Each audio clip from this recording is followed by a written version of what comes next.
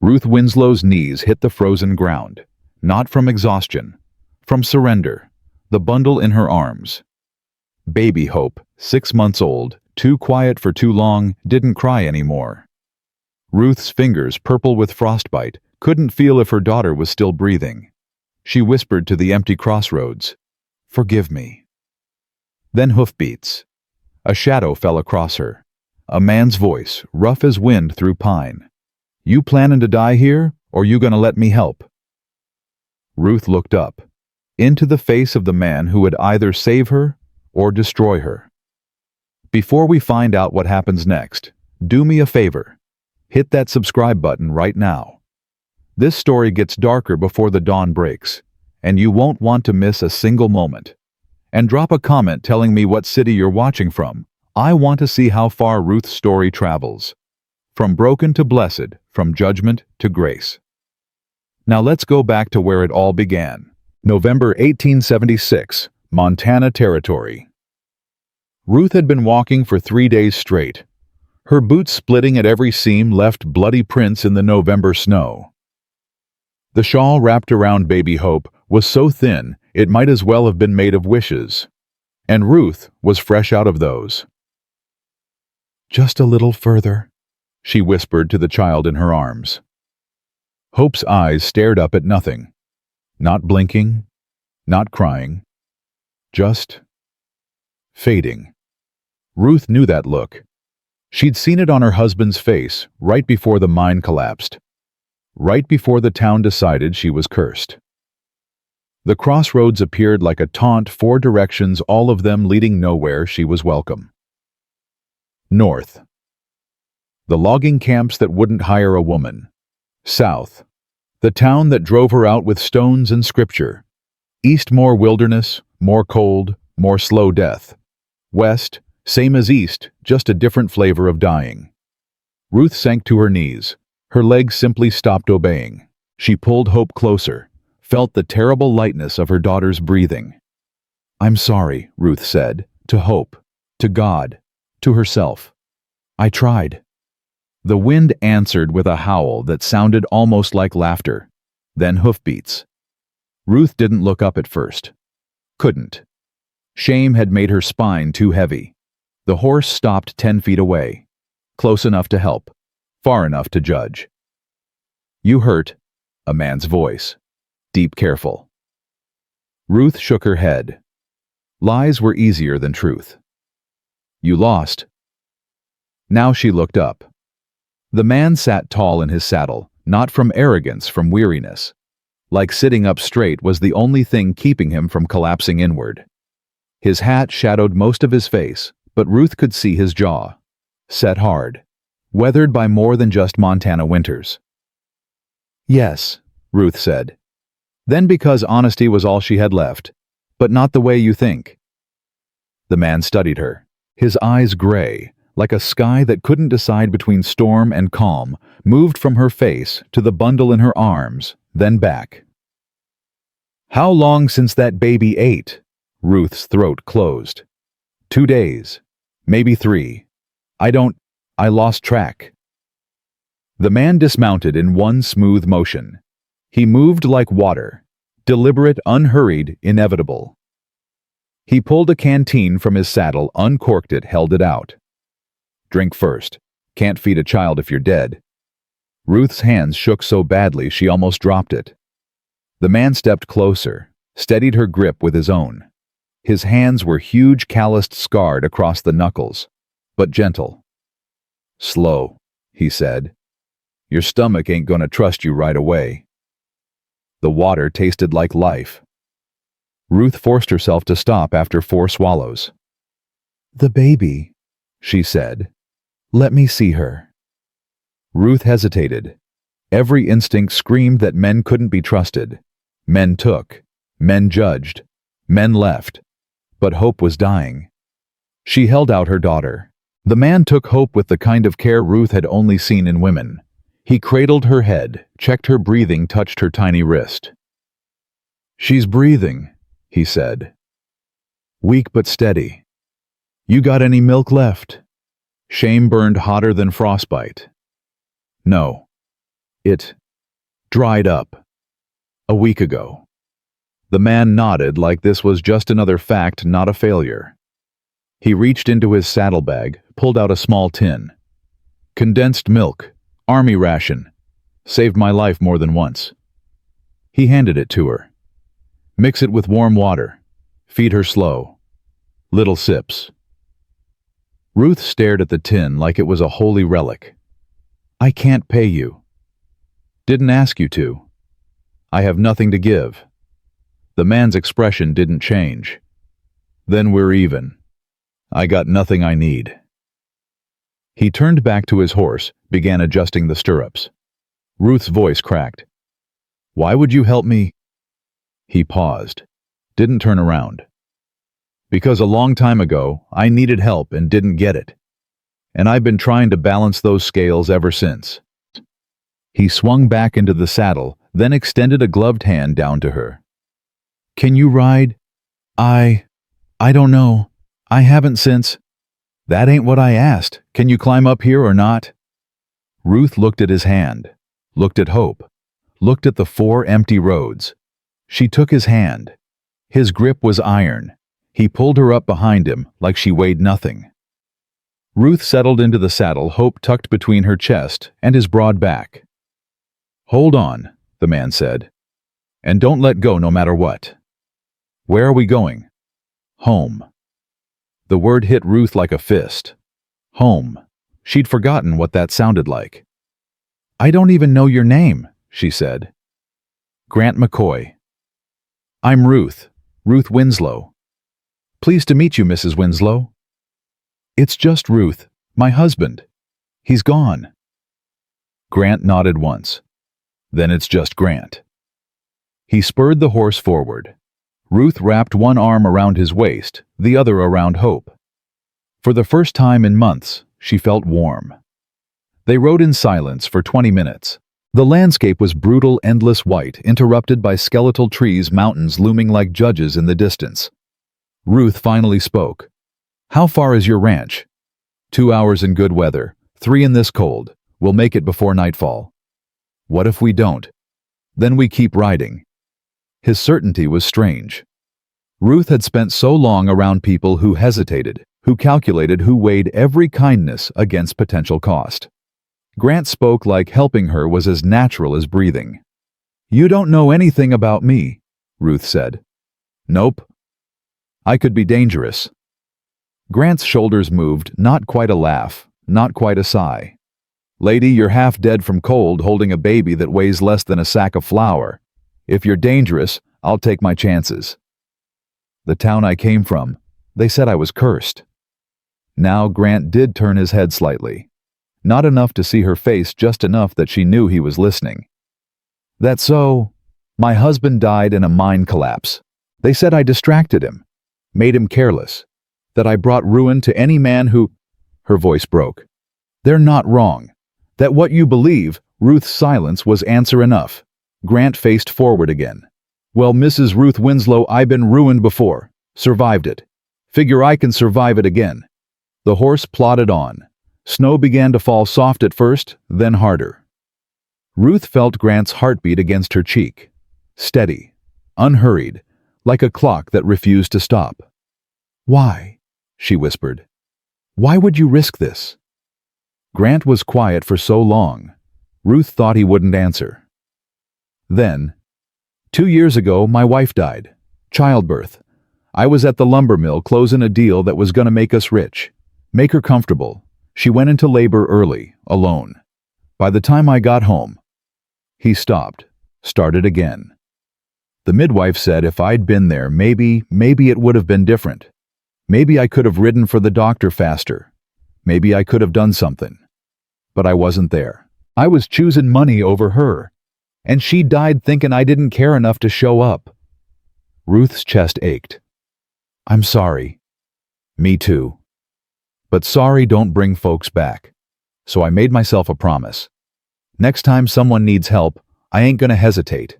I ain't gonna calculate. I'm just gonna do the right thing fast and deal with consequences later. And I'm your consequence. No, ma'am. You're my chance to keep that promise. The snow fell harder now. The world turned white, erasing everything except the narrow path ahead. Ruth closed her eyes and held on. They reached the cabin as darkness swallowed the mountains. Ruth had expected something grand. Grant had mentioned lumber mills, money, success. But the cabin was simple, solid, lonely. It sat in a clearing ringed by pines, smoke curling from the chimney like a ghost trying to escape. A single lamp glowed in the window. Grant dismounted, helped Ruth down. Her legs buckled. He caught her before she hit the ground. "Easy. You've been riding for 3 hours on an empty stomach. Give yourself a minute." He carried both her and Hope to the door, kicked it open. The interior was warm, clean, heartbreaking. Ruth saw it immediately, the cabin of a man who'd stopped living and started surviving. Everything was functional. Nothing was comfortable. 2 plates sat on a shelf, one worn, one pristine with dust. A woman's shawl hung on a peg near the door, untouched. A rocking chair faced the fireplace, positioned perfectly for someone who would never sit there again. Grant set Ruth down gently in a chair by the fire. He took Hope, laid her on a pile of furs near the hearth. "Stay warm. I'll get food." He moved through the cabin with practiced efficiency, heating water, mixing the condensed milk, testing the temperature on his wrist. Every motion was careful, controlled. Like he was afraid if he slowed down, he'd remember how to feel. Ruth watched him feed Hope with a patience that made her throat tight. He tilted the tin cup, let tiny drops fall onto the baby's lips.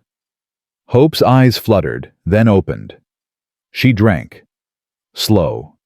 Weak. But drinking. "She's gonna make it," Grant said. Not a question. A decision. When Hope finally fell asleep, really asleep, not that terrible half-death, Grant turned to Ruth.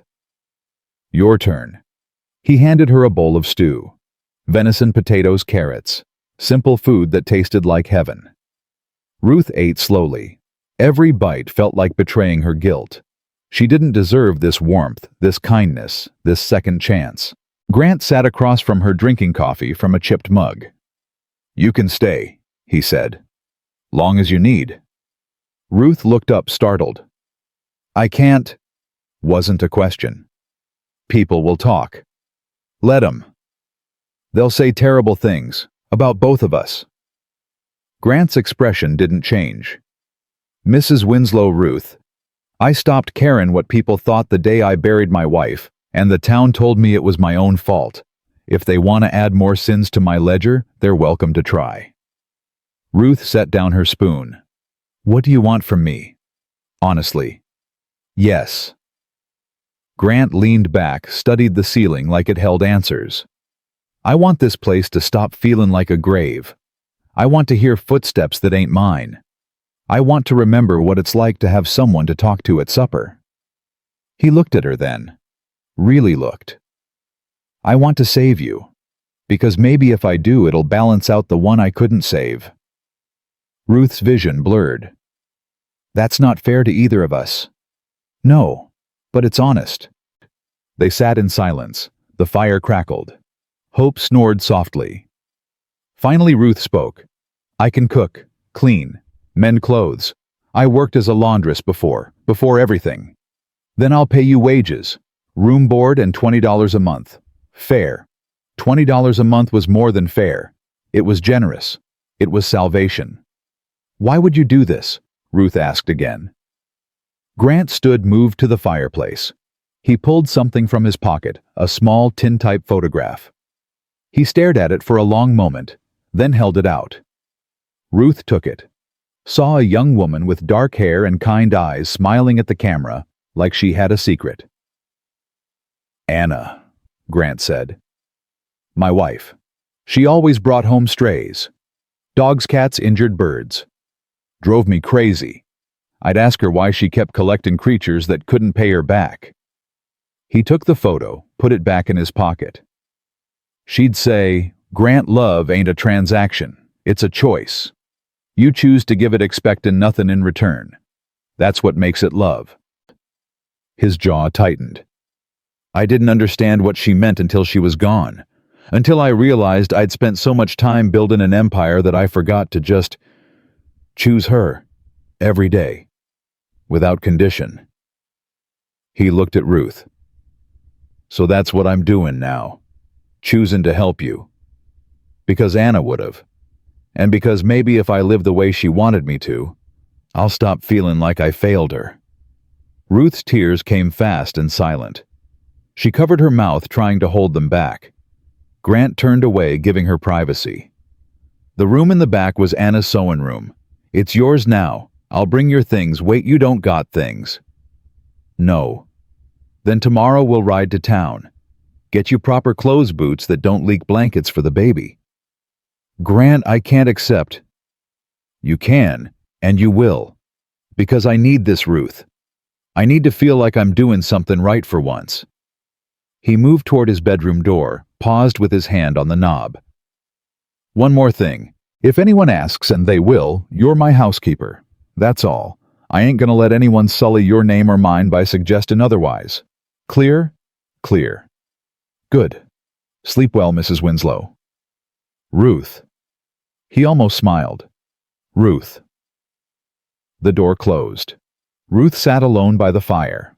Hope sleeping peacefully for the first time in weeks. She pulled the baby close, buried her face in the soft fuzz of her hair.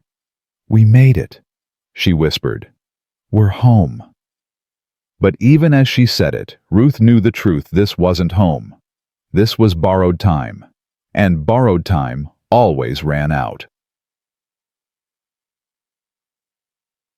The next morning arrived with brutal cold and brittle sunshine. Ruth woke to the sound of an axe biting wood, steady, rhythmic, relentless.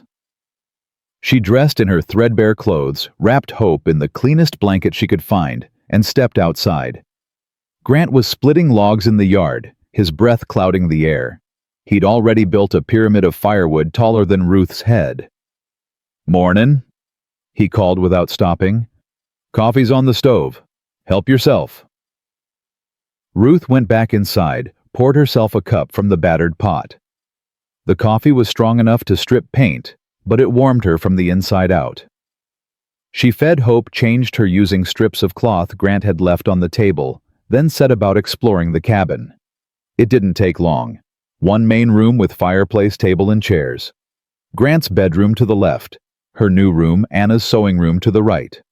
A root cellar accessed through a trap door in the floor. But it was the details that broke Ruth's heart. The two plates. One used daily, the other gathering dust. The rocking chair positioned perfectly, never used.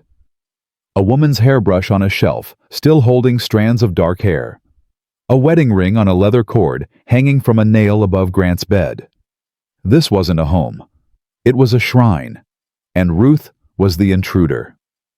Grant came in an hour later, cheeks flushed from cold and exertion. You ready? For what? Mean? Town. Gotta get you supplies. Unless you plan on wearing that dress till it disintegrates. Ruth looked down at her clothes, more patches than original fabric, stained with road dust and failure. I can't go to town. Why not? Because they'll... She stopped. Started again. The last town I was in, they threw rocks, called me a witch, said I killed my husband with my curse. Grant's expression hardened. They throw rocks here, they'll answer to me. Grant, you don't understand. When people decide you're cursed, facts don't matter. Truth don't matter. They see what they want to see. He stepped closer, not threatening, just solid. Then let 'em see me standing next to you. Let 'em see I ain't afraid. You should be. But I ain't. They stared at each other. Ruth saw something in his eyes she'd forgotten existed: belief. Not in God or luck or justice. In her. All right, she whispered. But if this goes bad, it won't. If it does, you let me walk away. Don't defend me. Don't fight for me. Just let me go. Grant's jaw worked. Can't promise that. Then I can't go to town. He exhaled hard, looked at the ceiling, then back at her. Fine. I promise if things go bad, I'll let you walk away. But Ruth, yes. Things ain't gonna go bad, because I won't let 'em. The town was called Silver Ridge. Population 300, judgment capacity infinite. They rode in together, Grant on his horse, Ruth seated behind him with hope. Every eye turned, every conversation stopped. Ruth felt the weight of their stares like hands pressing down on her chest. Grant dismounted in front of the general store, helped Ruth down. She kept her head up, spine straight. If they were going to judge her, they'd do it while she looked them in the eye. The store owner, a thick man with suspicious eyes, watched them enter. "McCoy," he said, no warmth in it. "Barton, need supplies." "What kind?" "Clothes for a lady. Boots, dress shawl. Baby blankets. Flour, sugar, coffee." Barton's eyes slid to Ruth. "This the woman folks been talking about. This is my housekeeper, Mrs. Winslow. She'll be staying at my ranch through winter." Barton's expression said he believed that, like he believed in mermaids. "That's so." "That's so. Now you gonna sell me supplies or stand there gawkin'?" Barton moved slow, gathering items with deliberate skepticism. Ruth held Hope close, trying to make herself small. A woman entered, 50ish, sharp-eyed, dressed in black. "Grant McCoy," she said. "Been a while." "Mrs. Doyle." "Heard you brought home a stray." Grant's shoulders tensed. "I brought home a housekeeper." Mrs. Doyle moved closer to Ruth, studying her like a specimen. "You the widow from Coppertown, the one they ran out?" Ruth's throat closed. She managed a nod. "Heard you got a reputation. Heard men die when you're around." "Martha." Grant's voice dropped to a warning, but Mrs. Doyle wasn't done. "Also heard you birthed that baby on the road, alone, in December, and kept her alive for 6 months with nothing but willpower." Ruth blinked. That wasn't the tone she expected. Mrs. Doyle smiled, not kind but not cruel. Calculating. "Takes a strong woman to survive that. Takes a stronger one to walk into this town knowing what folks will say." She turned to Grant. "She really your housekeeper?" "Yes." "You paying her fair wages, 20 a month plus room and board?" Mrs. Doyle's eyebrows rose. "That's generous." "She's worth it." The older woman studied them both, then nodded slowly. "All right then. Welcome to Silver Ridge, Mrs. Winslow. I expect we'll be seeing more of you." She left. Ruth exhaled. Grant paid Barton, loaded the supplies onto his horse. They were halfway to the door when a man blocked their path. Tall, well-dressed, expensive boots. He smiled, but it didn't reach his eyes. "Grant, didn't expect to see you in town." "Blackwell." Grant's tone went flat. "And this must be the woman everyone's discussing." The man Blackwell tipped his hat to Ruth. "Judge Richard Blackwell, ma'am. I handle legal matters in Silver Ridge." "Mrs. Winslow," Ruth said quietly. "Winslow." Blackwell's eyes sharpened. "Any relation to Thomas Winslow worked the copper mine in Coppertown?" Ruth's stomach dropped. "He was my husband." "Was?" "He died. Mine collapse." Blackwell's expression shifted, not quite pity, not quite satisfaction. Something in between. "I heard about that. Tragic. They said a lot of things." Grant interrupted. "Most of 'em lies. We done here." Blackwell stepped aside, but his eyes stayed on Ruth. "Just wanted to introduce myself, ma'am. If you need legal counsel while you're in Silver Ridge, my door's always open." "She won't," Grant said. They left. Outside, Ruth's hands shook so badly she almost dropped Hope. "You all right?" Grant asked. "He knows. Everyone's gonna know." "Let 'em. Don't change nothin'." "Grant, you don't understand. They're gonna say—" "I know what they're gonna say, and I don't care." He lifted her onto the horse swung up behind her. "You're too good at this," Ruth whispered. "At what?" "Not caring what people think." Grant was quiet for a moment. Then, "I ain't good at it. I just got better at pretendin', because the alternative is letting their judgment run my life. And I already lost too much to fear." They rode home in silence. Ruth realized something on that ride. Grant McCoy wasn't fearless. He was just more afraid of being a coward than being judged, and that she thought might be the bravest thing of all. Winter settled over the cabin like a held breath, waiting to be released. Ruth woke before dawn every morning, not because she had to, but because silence felt dangerous. Silence meant thinking. Thinking meant remembering, and remembering meant drowning. So she moved, cooked, cleaned, mended Grant's shirts with thread she pulled from her own tattered hem. Anything to keep her hands busy and her mind quiet. Grant never asked her to do any of it. That was the strange part. He'd said housekeeper offered wages, but he never once told her what needed doing. He just worked chopping wood, checking trap lines, repairing tools in the shed. And when he came inside, he'd find dinner waiting and look almost surprised, like he'd forgotten people could do things for each other. 3 weeks in, Ruth finally spoke what had been building in her chest. "You don't have to pay me." Grant looked up from his coffee. "We had a deal." "I know, but—" "Then we keep it." "I haven't earned it. I'm just—" "Ruth." He set down his cup. "You feedin' me?" "Yes." "Keepin' this place from fallin' into chaos?" "I suppose." "Then you're earnin' it. Stop arguin'." Hope cooed from her basket by the fire, reaching fat baby hands toward the light. She'd gained weight, grown stronger, started laughing at things only babies could see. Ruth watched Grant watch the baby.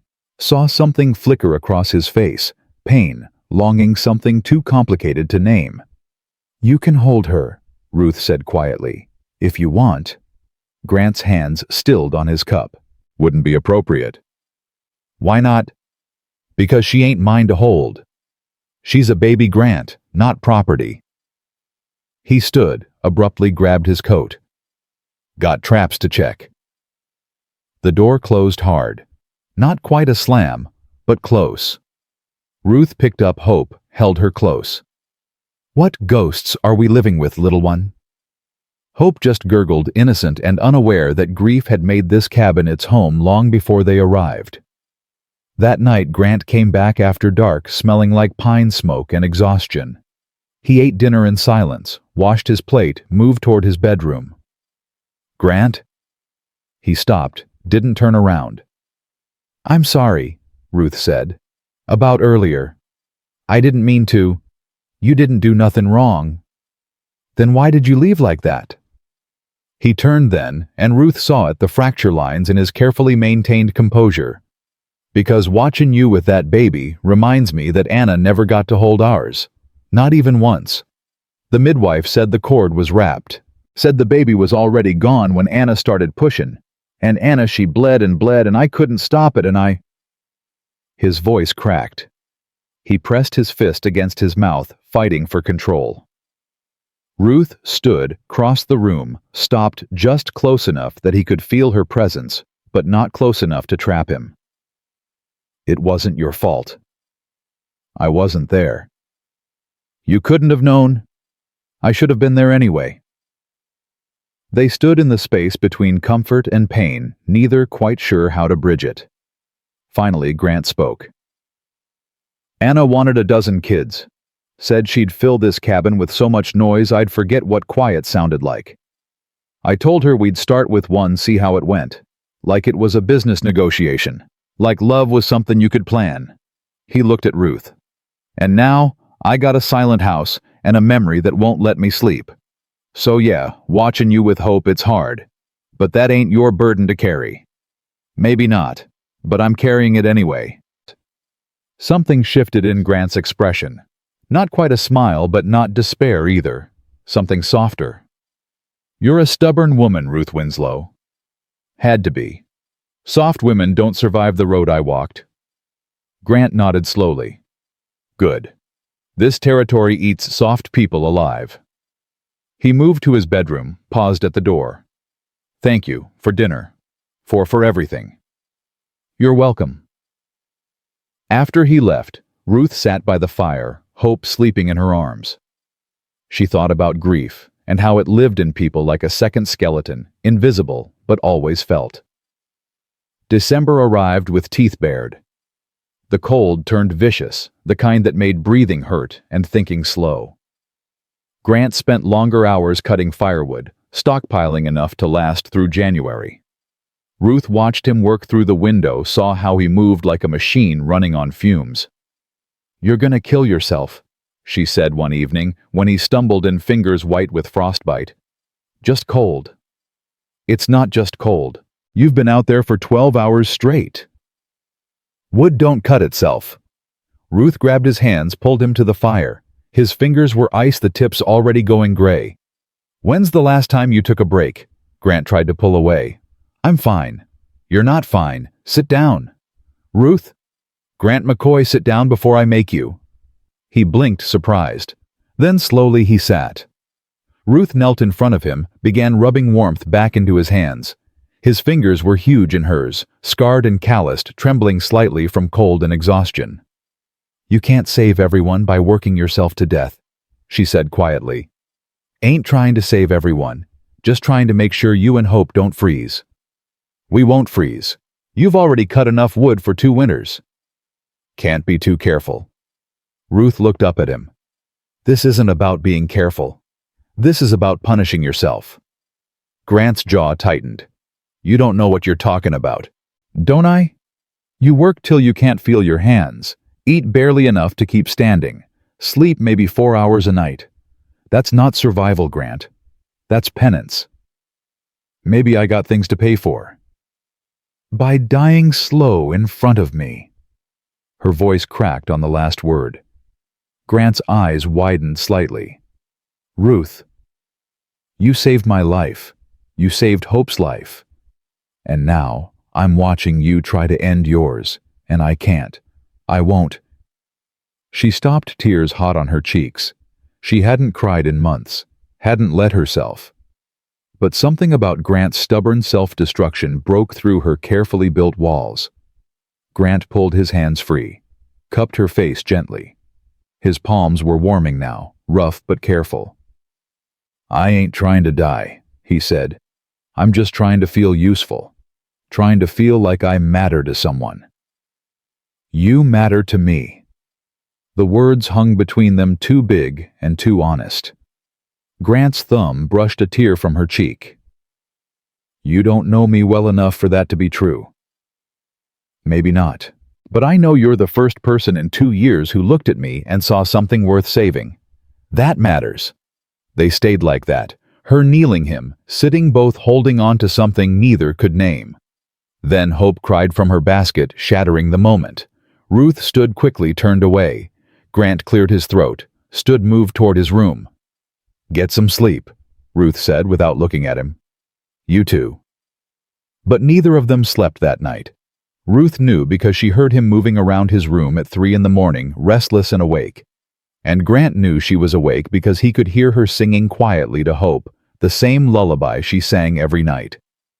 They were 2 broken people trying to heal in the same house, and neither knew if they were helping or hurting each other. A week later, Grant brought home a surprise. He walked in carrying something wrapped in canvas, set it down carefully by the fire. "What is that?" Ruth asked. "Open it." She unwrapped the canvas. Inside was wood, smooth, carefully cut, already taking shape. "A cradle," she whispered. "Hope's outgrowing that basket. Figured she needs something proper." Ruth ran her fingers over the wood. The grain was beautiful, the joints already fitted. "Grant, this ain't finished yet. Needs rockers, a hood, some sandin'. Thought maybe—" He cleared his throat. "Thought maybe you'd want to help build it." Ruth looked up sharply. "Me? You said once you wanted to learn not to be afraid of tomorrow. Figured building something for tomorrow might help." Her throat closed. She nodded, not trusting her voice. The next day, they worked together in the woodshed. Grant showed her how to hold the plane, how to let the blade ride the grain, how to feel when the wood was fighting back. Gently. He set his hands over hers, guiding the motion. Let the tool do the work. Ruth felt the warmth of his chest against her back, the steadiness of his breathing. She smelled pine and wood smoke and something distinctly Grant leather and coffee and winter air. "Like this?" she asked. "Exactly like that." The plane moved smooth, peeling away a thin ribbon of wood. "You're a natural," Grant said. "Liar." "Honest truth. You got patient hands." They worked in comfortable silence, passing tools back and forth, falling into a rhythm they hadn't planned but somehow found anyway. Ruth caught herself smiling. Actually smiling. When was the last time that happened? "What?" Grant asked, noticing. "Nothing. Just this is nice. Building something instead of running from something." Grant nodded slowly. "Yeah, it is." Then hoofbeats outside, fast and purposeful. Grant's expression shuddered. He set down his tools, moved to the door. A man dismounted, older, dressed in black, wearing a white collar. "Preacher." "Grant McCoy," the man called. His voice carried judgment like a second skin. "Reverend Silas." Grant stepped outside. Ruth followed, hope on her hip. Silas's eyes found Ruth, immediately narrowed with recognition. "Mrs. Winslow, didn't expect to find you here." "She's my housekeeper," Grant said flatly. "Is that what we're calling it now?" Silas's smile was thin. "Grant, I'm here as a friend. The town is talking. About you. About this arrangement." "Let 'em talk." "It's not that simple. You're a prominent man. Wealthy. Unmarried. And she's a widow with a questionable past." "Careful." Grant's voice dropped to something dangerous. Silas held up his hands. "I'm not making accusations. I'm simply saying appearances matter. If you want to help this woman do it properly, marry her, or send her away. But this middle ground, it's damaging both your reputations." Ruth felt ice spread through her chest. She'd known this was coming. Had known it since the moment she accepted Grant's help. "I appreciate your concern, Reverend," Grant said. "But my private affairs are exactly that. Private. Not when they affect the moral fabric of our community." "Then maybe your community needs to examine its own moral fabric before judging mine." Silas's expression hardened. "I'm trying to protect you, Grant, both of you. But if you insist on this path, don't be surprised when people draw their own conclusions." He mounted his horse, looked down at Ruth. "Mrs. Winslow, I hope you know what you're doing. Men like Grant, good men with wounded hearts, they make promises they can't keep. Don't mistake charity for love." He rode away, leaving his poison behind. Ruth turned to go inside. Grant caught her arm. "Don't listen to him." "He's right though, isn't he? I'm ruining your reputation just by being here." "My reputation can survive." "Can it? Or are you just too stubborn to admit when you've made a mistake?" Grant's hand dropped. "That what you think this is? A mistake?" Ruth looked at him. Really looked. Saw the exhaustion in his eyes, the weight he carried, the way he held himself, like he was always bracing for the next loss. "I think you're trying to save me because you couldn't save her. And that's not fair to either of us." "Maybe. Or maybe I'm saving you because you deserve saving. Did you consider that? No one's ever thought that before." "Then everyone before me was a fool." They stood in the cold, words floating between them like smoke. Finally Ruth spoke. "What happens when winter ends, Grant? When spring comes and people see I'm still here?"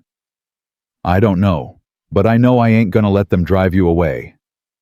"You might not have a choice." Grant's jaw set. "There's always a choice, and I'm choosing you." The words landed heavy and impossible. Ruth didn't know what to do with them, so she did what she always did, walked away before they could mean too much. But that night, lying in Anna's old sewing room, she couldn't stop hearing them. "I'm choosing you." No one had ever chosen her. Not her parents who died too young. Not her husband who'd been too distracted to live. Not the town that drove her out with stones and scripture. But Grant, broken, stubborn, impossible. Grant was choosing her. And God help them both, she was starting to choose him back. Christmas arrived without ceremony. Ruth woke to find Grant already outside working. She made breakfast fed. Hope tried to pretend it was just another day. But it wasn't. It was the first Christmas since Thomas died. The first Christmas Hope would remember, even if only in the quiet of her bones. Grant came in at noon, stamped snow from his boots. "Got something for you?" Ruth turned from the stove. "Grant, you don't have to." He pulled out a small package wrapped in brown paper. "Open it." Inside was fabric. Deep blue, soft, warm. Enough for a dress. "Grant, this is too much." "It ain't. You need proper clothes. That dress you're wearing is more patch than original." Ruth's throat tightened. "I don't know what to say." "Then don't say nothing. Just make yourself something warm." He turned to leave, but Ruth grabbed his arm. "Wait. I have something for you too." She pulled out a small bundle, handed it to him. Grant unwrapped it slowly. Inside was a shirt she'd sewn from pieces of fabric she'd found in Anna's sewing basket, carefully mended and pieced together. "Saw your work shirts were wearing through," Ruth said quietly. "Thought you could use a new one." Grant held the shirt like it was made of glass. His hands trembled slightly. "Ruth, His voice broke. He cleared his throat. "Thank you. It's not much. It's everything." He looked at her then, and Ruth saw it, the naked gratitude, the desperate loneliness, the hope he was too afraid to name.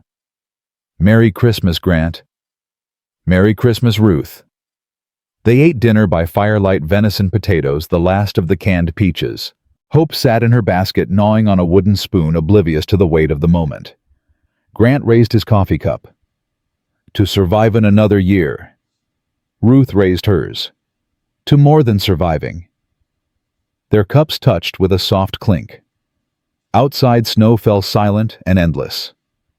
Inside, something fragile and dangerous was growing, something neither of them had the courage to name yet.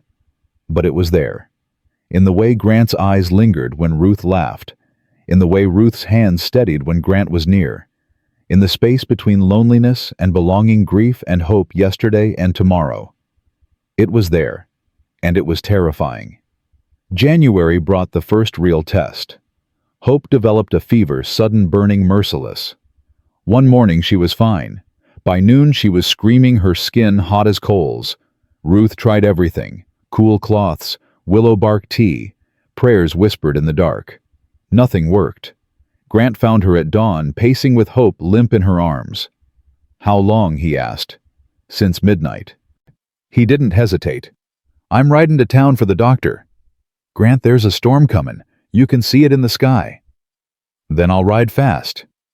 "You could die out there." He pulled on his coat, his gloves. "And if I don't go, she might. That ain't a choice." Ruth grabbed his arm. "Grant, please, don't do this. Don't risk yourself for..." "For what?" "For your daughter. For a child that ain't mine." His eyes blazed. "Ruth, that baby is sleeping in my house, eating my food, becoming part of my life, whether I planned it or not. And I ain't gonna stand here and watch her die because I was too much of a coward to ride through a little snow. This isn't a little snow. This is... I know what it is. I'm going anyway." He cupped her face, made her look at him. "I need you to trust me. Can you do that?" Ruth's vision blurred. "I can't lose you, too." "You won't. You don't know that." "No, but I'm gonna try my damnedest to come back. Because you need me. And because..." He stopped, started again. "Because I need you to be here when I get back." He kissed her forehead, quick, desperate, terrified, then pulled away and mounted his horse. Ruth watched him ride into the gathering storm, hope burning in her arms. "Please," she whispered to whatever God might be listening. "Please don't take him too." The hours crawled. Ruth walked circles around the cabin, hope in her arms, singing every lullaby she knew. The baby's breathing grew shallow, her eyes glassy and unfocused. Ruth remembered children from her childhood who'd burned like this and never cooled. Remembered her mother trying to save them, failing burying them in graves too small. "Not you," Ruth told Hope. "You don't get to die. Not after everything we survived." But the fever climbed. Hope's tiny chest heaved with effort. Her lips turned pale. Ruth pressed her face against her daughter's burning forehead and wept. "I'm sorry. I'm so sorry. This is my fault. I brought you into this world and I can't keep you safe and I—" The door burst open. Grant stumbled through ice coating his beard, his face gray with exhaustion. He held out a small bottle. "Doctor said 2 drops every 4 hours." Ruth grabbed the bottle with shaking hands, administered the medicine. Hope's eyes fluttered. She coughed, but she swallowed. Then Ruth turned to Grant. His fingertips were white. His cheeks splotched with frostbite. He swayed where he stood. "Your hands," Ruth said, "don't matter. Sit down." "I'm fine." "Grant, sit down before you fall down." He obeyed, too exhausted to argue. Ruth pulled off his gloves, saw the damage, fingers swollen, tips pale and bloodless. "You rode 20 miles in that storm," she whispered. "Had to. You could have died. Didn't, though." Ruth pressed his frozen hands between hers, breathed warm air over his skin. Tears streamed down her face. Fear, gratitude, something bigger than both. "Why?" she asked. "Why would you risk this?" Grant looked at her with eyes too honest for safety. "Because somewhere along the way, you stopped being just my housekeeper. You stopped being just some woman I helped at a crossroads. You became—" He stopped, swallowed hard. "You became mine. You and Hope. Mine to protect. Mine to save. Mine to—" His voice broke. "And I can't lose what's mine. Not again.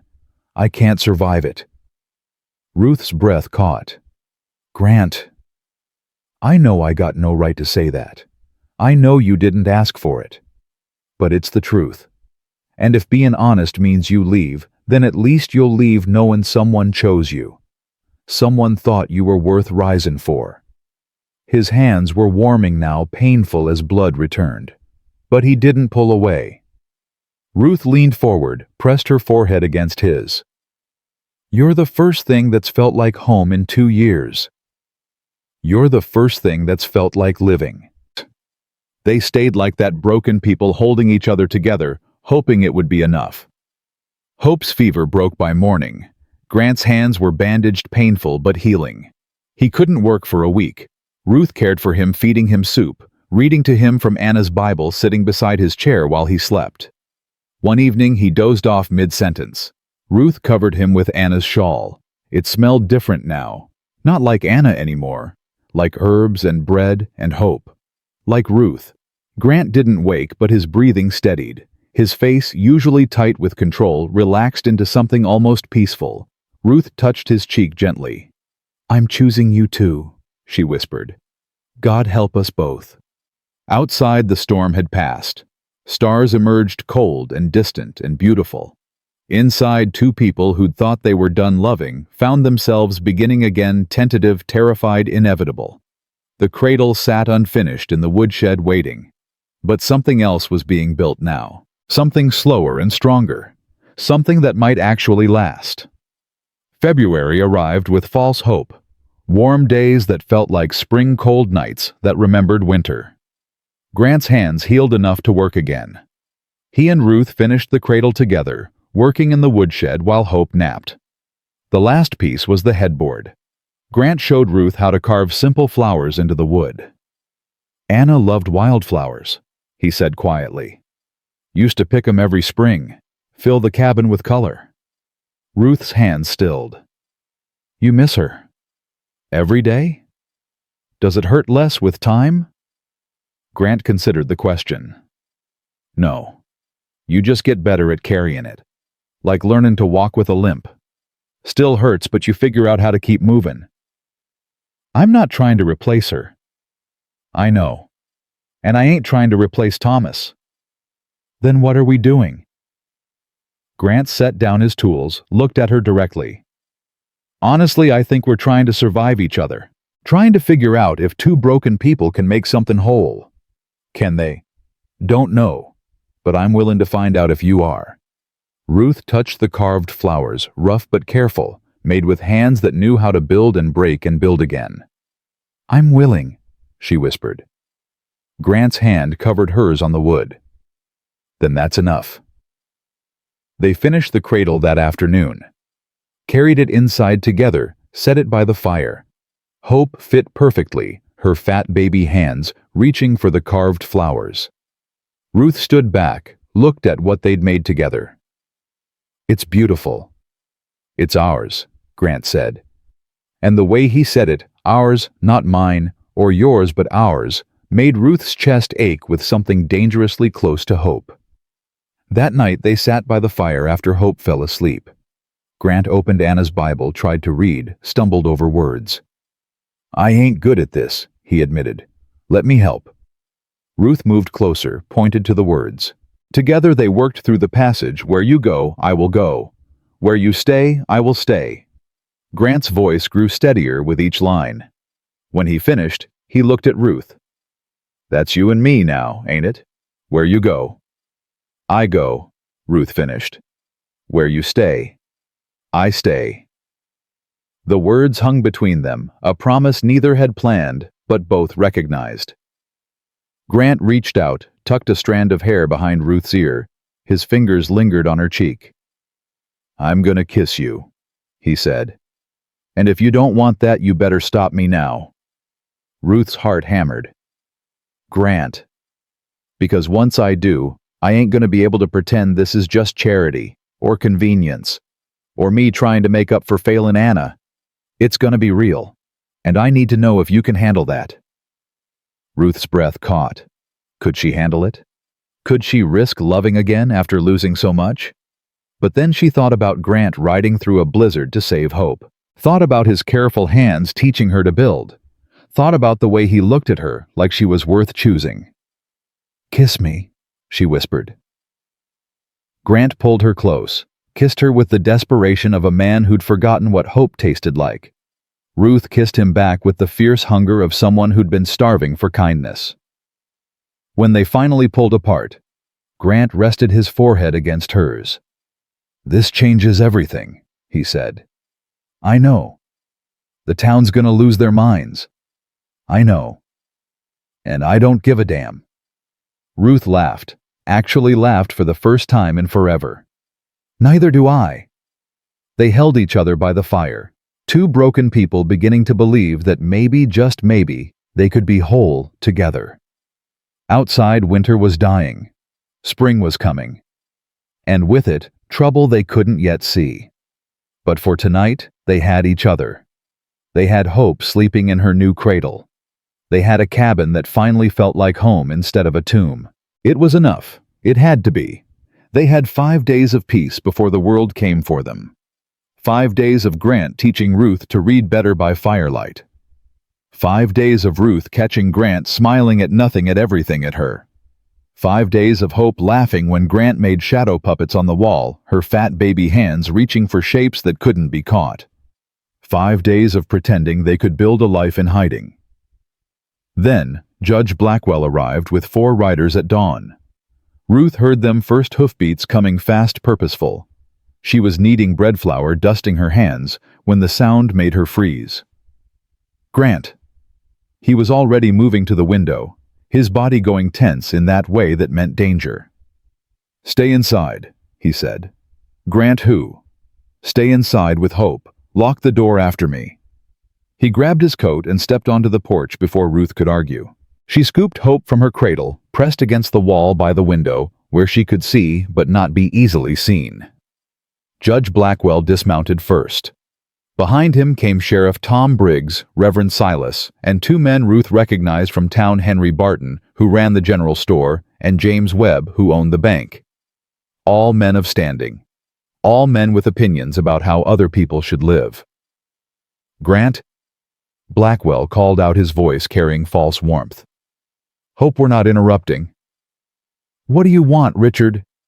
Just a conversation, man to man, about the situation here. Grant's stance widened slightly. his shoulders squaring. "Ain't no situation, just my life, my business." Sheriff Briggs stepped forward, his hand resting on his gun belt.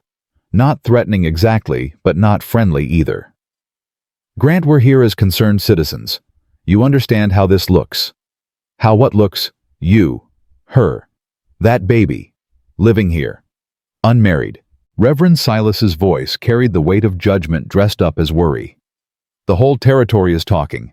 It reflects poorly on Silver Ridge having this sort of arrangement so publicly displayed." Grant's jaw tightened. "What I do on my land is my affair." "Not when it affects community standards," Barton interjected. "We got families here, Grant, children. They see this, and they ask questions their parents shouldn't have to answer." Webb nodded. "There's also the financial consideration.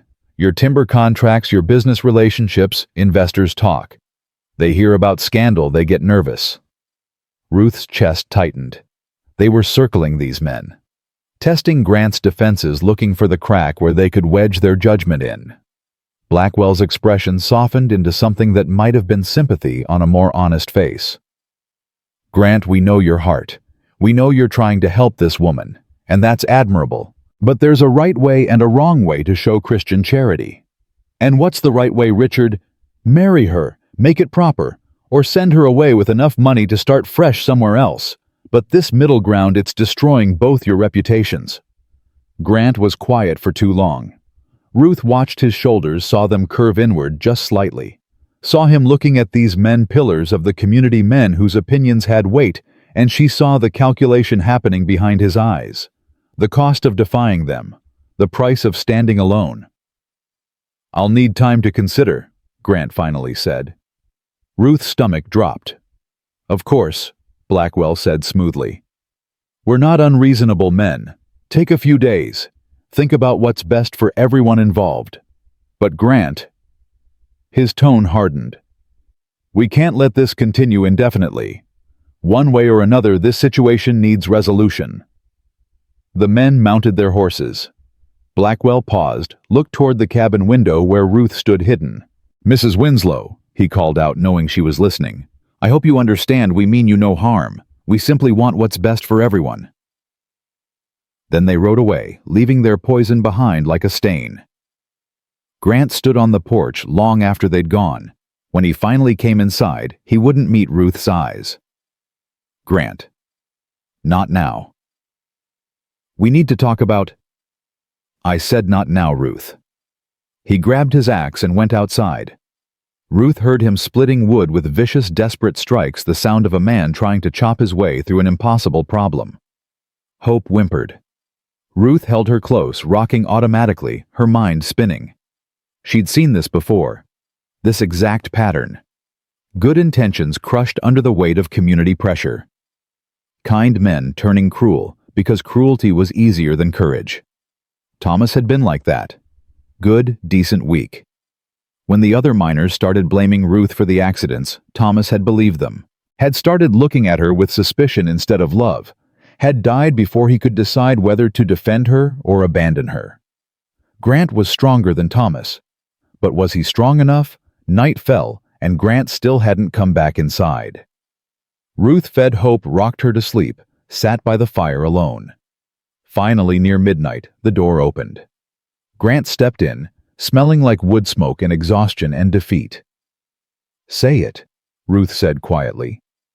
"Say what?" "That you're going to send me away. That they convinced you. That I'm not worth the fight." Grant flinched like she'd struck him. "That ain't..." "Isn't it? You've been out there for 12 hours trying to decide. So decide. Tell me to pack. Tell me you made a mistake bringing me here. Tell me..." "I can't lose everything, Ruth." His voice cracked. "I can't lose my business, my reputation, everything I built. Anna and I, we worked for that life. And if I defy the whole town, if I make enemies of every man with influence, what happens? I lose the contracts. The mill shuts down. The ranch fails. And then I got nothing to offer you anyway." Ruth stood slowly. "So it's about money. It's about survival." "No, Grant. Survival is what I did. Walking roads in winter, feeding my baby with nothing, sleeping in ditches. That's survival. What you're talking about is comfort, and you're willing to trade me for it. That ain't fair. Nothing about this is fair. Ruth moved to the bedroom, started gathering her few possessions. I should have known better. Should have known that when it came down to choosing between me and the world's approval, every man chooses approval. Grant grabbed her arm, spun her around. What do you want from me? You want me to destroy my life, burn every bridge, become an outcast for a woman I've known 3 months. The words hit like fists. Ruth yanked her arm free. I want you to be the man who rode through a blizzard to save my daughter. The man who said he was choosing me. But that man was a lie, wasn't he? That man disappears the second his comfort gets threatened. You don't understand the pressure. I understand perfectly. I understand that your fear of losing money is bigger than your promise to me. I understand that when men with titles and power show up, I become disposable. Tears burned her eyes, but she refused to let them fall. So here's what's going to happen. Tomorrow morning I'm leaving. You don't have to send me away. I'm choosing to go. Because I would rather walk back into the wilderness than stay where I'm not worth fighting for. Ruth, please. No. You had your chance to fight for me. You chose not to. We're done. She went to the bedroom, closed the door firmly. On the other side, she heard Grant's ragged breathing, heard him punch the wall. Once heard him stumble outside again. Ruth sank onto the bed, pressed her fist against her mouth to muffle the sobs. Hope slept peacefully in her cradle, innocent of the fact that they were about to be homeless again. I'm sorry, baby girl, Ruth whispered. I thought we'd found home. But home isn't real. Home is just another word for temporary. She packed through the night. By dawn, her bundle was ready. Grant was waiting in the main room when she emerged. He looked like he hadn't slept. Eyes, red jaw, stubbled hands, shaking slightly. Ruth. Don't. She kept her voice steady. Just don't. Where will you go? Does it matter? Of course it matters. I can give you money. Enough to get somewhere safe. Enough to... I don't want your money, Grant. I don't want your guilt. I just want to leave. Hope started crying. Ruth held her close, whispered reassurances she didn't believe. Grant stood in her path. You can't leave in winter. It's still too cold. You'll die out there. Then I'll die. Better than living where I'm not wanted. I want you here. But not enough to fight for me. Not enough to risk anything that matters to you. Grant's face crumpled. Ruth, please. Give me time to figure this out. There has to be a way to... There isn't. Men like Judge Blackwell, they don't compromise. They demand obedience. And men like you... Her voice broke. Men like you always cave. She pushed past him, opened the door. The cold hit her like a slap. She'd forgotten how brutal Montana winter could be when you didn't have walls around you. She started walking anyway. Behind her, Grant called out, Ruth, don't do this, don't... His voice cracked. Don't leave me alone again. Ruth stopped. Didn't turn around. You chose alone, Grant. You just chose it without me. She kept walking. She made it half a mile before her legs gave out. Not from cold this time, from heartbreak.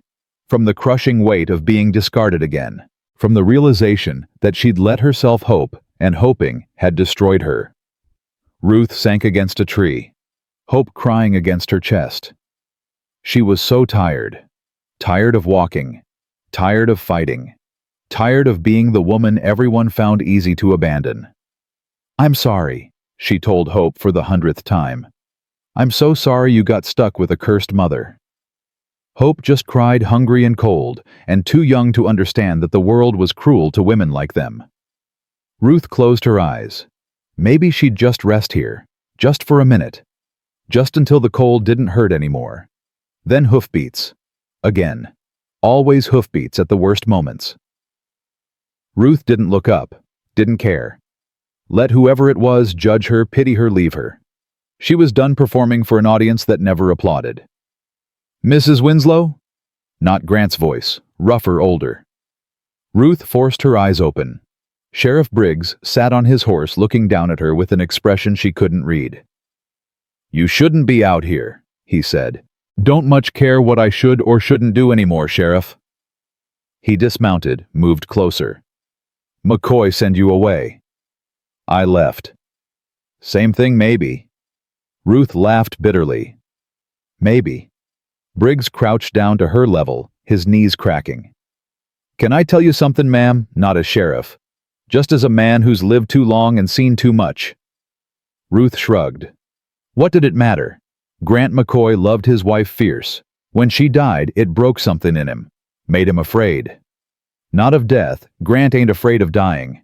Made him afraid of failing someone again. Of not being enough when it mattered. Then he should have stayed broken. Shouldn't have made promises he couldn't keep. Maybe. Briggs pulled out a canteen, offered it. Ruth drank because dehydration killed just as sure as cold. Or maybe he's just a man trying to figure out if love is worth the risk of losing everything. And maybe he's making the wrong choice right now because he's terrified. Fear doesn't excuse cruelty. No, ma'am, it don't. But sometimes good men do wrong things because they're scared. Don't make it right. Just makes it human. Ruth looked at him. Why are you telling me this? Because I was there when Anna died. Watched Grant try to save her fail, then spend 2 years punishing himself for it. And last week, I saw him ride through a blizzard that should have killed him to save your little girl. That ain't a man who don't care, Mrs. Winslow. That's a man who cares too much and don't know how to handle it. Briggs stood, offered his hand. Come on. I'll take you back to town. Get you somewhere warm while you figure out your next move. Ruth stared at his hand. Charity again. Pity dressed up as kindness. And if I refuse, then I arrest you for child endangerment and take you anyway. Your choice. At least it was honest. Ruth took his hand, let him pull her up. He lifted her onto his horse. Her and Hope both then swung up behind her. For what it's worth, Briggs said quietly as they rode. I told the judge and the reverend they were wrong. Told them Grant's personal life ain't their business. But men like that, they don't listen to reason. They listen to power, and they got more of it than I do. Why didn't you say that when they came to the cabin? Because I'm a coward too, ma'am. Just like most men when it comes down to choosing between doing right and keeping status quo. At least he admitted it. That was something. They rode into Silver Ridge just as the town was waking. Briggs took her to a small boarding house run by an elderly woman named Sarah Mitchell. Mrs. Mitchell here is one of the few decent souls in this town, Briggs said. She'll give you room and board till you figure out what's next. I'll cover the cost. Ruth's pride wanted to refuse. Her daughter's needs wouldn't let her. Thank you, Sheriff. He tipped his hat. Don't thank me yet. This town's got a way of eating up women who don't fit their idea of proper. You watch yourself, Mrs. Winslow. Mrs. Mitchell was kind in that practical, no-nonsense way frontier women had. She showed Ruth to a small room, brought warm water for washing, didn't ask questions that would hurt to answer. You need anything, you call out, Mrs. Mitchell said. And don't mind the gossips. They'll talk no matter what you do. Ruth fed, Hope changed her, rocked her to sleep. Then she sat by the window and watched Silver Ridge wake up to another day of judgment and small cruelties. She saw women whispering on street corners, saw men pointing toward the boarding house, saw Reverend Silas walking with Judge Blackwell, their heads close together, plotting righteousness, and she saw Grant's empty horse tied outside the saloon, which meant he was inside drowning his choices in whiskey. Good. Let him drown. Ruth turned away from the window and tried to figure out how to survive in a town that wanted her gone. 3 days passed like a slow death. Ruth barely left her room. Mrs. Mitchell brought food, took away dishes, asked no questions. Hope was the only thing keeping Ruth from completely unraveling. The baby needed her, so she got up, functioned, pretended to be whole. On the fourth day, someone knocked. Ruth opened the door, expecting Mrs. Mitchell. Found Martha Doyle instead. The older woman pushed past Ruth without invitation, set down a basket on the small table. Brought you some things. Bread, cheese, dried apples, and fabric for making the baby some proper clothes. Ruth stared. Why would you? Because I remember what it's like to be judged by men who never walked a mile in desperation. Martha's expression was sharp. Also because Grant McCoy looks like death warmed over, and someone needs to fix this mess before two stubborn people destroy each other. There's nothing to fix. He made his choice. Did he? Or did he panic and make the wrong choice and now he's too proud to admit it? Same thing. No, girl, it ain't. Martha sat heavily in the room's only chair. Let me tell you about my husband. Good man, decent. But when I lost our first baby, he couldn't handle my grief. Left me. Said it hurt too much to watch me suffer. Said he was doing me a favor. She smoothed her skirt. I hated him for years. Then one day he came back. Told me he'd been wrong. Told me that leaving was the most cowardly thing he'd ever done and that he'd spent every day since regretting it. Did you take him back? No. Because by then I'd learned to survive without him. Learned that my value didn't depend on whether a man was brave enough to love me, but I did forgive him. Not for his sake, for mine. Because carrying hate is heavier than carrying love. Martha leaned forward. Grant McCoy is making a mistake, but he's making it out of fear, not malice. And if you walk away now, you'll always wonder if he could have changed. If you could have been the thing worth fighting for. I shouldn't have to prove I'm worth fighting for. You're right, you shouldn't. But that ain't how the world works. Sometimes good people need time to find their courage. Question is, you gonna give him that time, or you gonna let pride make you run? Ruth's throat tightened. What if I stay, and he still chooses wrong? Then you leave knowing you gave him every chance, and you move on without regret. Martha stood. But running now, that's just fear matching fear, and nothing good grows from that. She moved to the door, paused. Town meeting tonight at the church. They're discussing the moral situation, meaning you. Whole town will be there, including Grant. I'm not going to sit there and be judged by people who don't know me. Then don't sit, stand, speak. Make them see you as the person instead of a scandal. Martha's eyes glinted. Or hide up here and let them write your story without you. Your choice. She left. The basket remained full of kindness and challenge in equal measure. Ruth looked at Hope asleep in her basket. What do I do, baby girl? Do I fight or do I run? Hope slept on peaceful and unhelpful. Ruth spent the rest of the day pacing, arguing with herself, trying to decide if Martha was wise or just meddling. By sunset, she'd made her choice. The church was packed. Ruth stood outside holding Hope, her heart hammering. Through the windows, she could see the whole town, shopkeepers, farmers, families, all gathered to discuss her fate like she was property instead of person. She pushed open the door. Conversation stopped. Heads turned. Judge Blackwell stood at the front mid-speech. Mrs. Winslow, he said with false courtesy, we weren't expecting you. Clearly.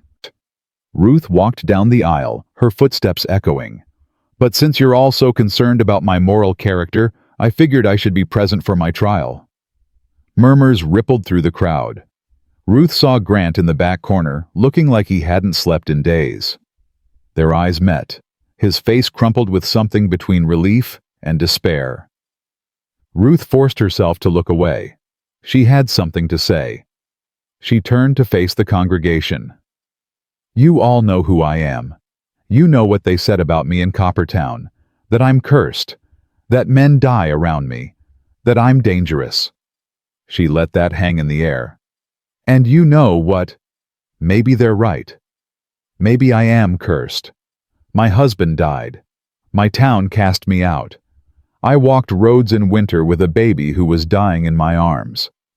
That's a life people would call cursed. She shifted Hope to her other hip. But I'm still here, And so is my daughter.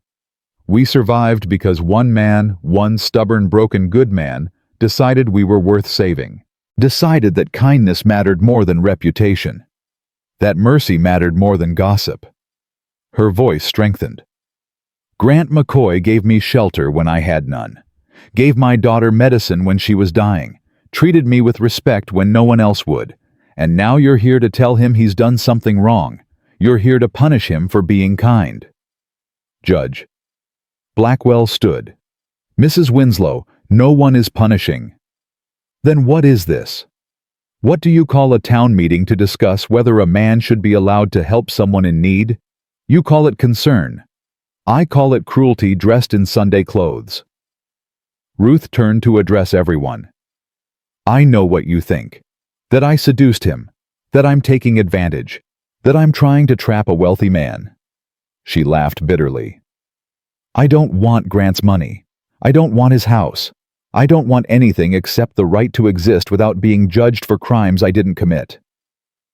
Reverend Silas stood now. Mrs. Winslow, we understand your circumstances are difficult, but surely you can see how this arrangement appears. An unmarried woman living with an unmarried man appears, how wrong, shameful. Ruth's anger burned hot now. Let me tell you what's shameful. Driving a widow with a baby into winter and calling it righteousness. Forcing a good man to choose between kindness and community standing. Using God's name to justify cruelty, that's shameful. The church was silent. Ruth turned to Grant. He was staring at her like she was something holy and impossible. I release you, she said quietly but clearly. From any obligation, any promise, any guilt. You don't have to fight for me. You don't have to sacrifice anything. I'll leave Silver Ridge tomorrow, and you can go back to your life. Grant's face went white. But I want you to know something. Ruth continued, her voice breaking slightly. You saved my life. And for a little while you made me believe I was worth saving. That matters. Even if this ends badly, even if I have to walk away, it mattered. She turned back to the congregation. So judge me if you want. Call me cursed. Call me shameful. I don't care anymore. Because I know who I am. I'm a woman who survived. Who kept her daughter alive against impossible odds. Who learned that sometimes the people who claim to speak for God are the ones who understand His mercy least. She walked toward the door. Every step felt like walking through water. Ruth? Grant's voice stopped her. She turned. He was standing now, moving to the front of the church. His hands trembled, but his voice was steady. I got something to say. Judge Blackwell tried to interrupt. Grant, perhaps this isn't... Sit down, Richard. The command in Grant's voice made everyone freeze. He moved to stand beside Ruth, close enough that she could feel his warmth. This town has been good to me, Grant said. Supported my business, respected my name, and I appreciate that, she ate. I truly do. He looked at Judge Blackwell. But if supporting me means I gotta sacrifice the first person who made me feel alive in 2 years, if respect means I gotta abandon a woman and child to protect my reputation, then I don't want it. Gasps rippled through the church. Grant turned to face everyone. Ruth Winslow came to me broken and desperate. And yeah, I took her in.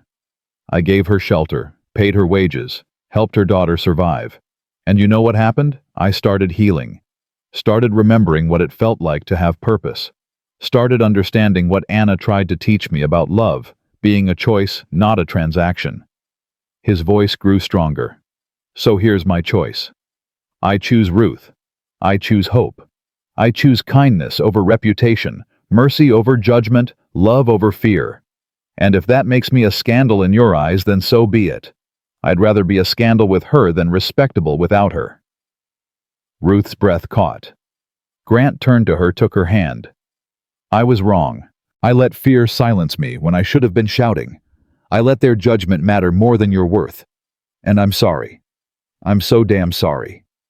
He dropped to one knee right there in front of God and everyone. Ruth Winslow, I ain't got a ring ready. I ain't got pretty words planned. But I got a house that needs you in it. I got a heart that beats different when you're near. I got a life that only makes sense with you in it." His eyes were wet now. "Marry me. Not because they demand it, not because it's proper, but because I love you. Because you're the bravest person I've ever met. Because I want to spend every day proving I'm brave enough to deserve you."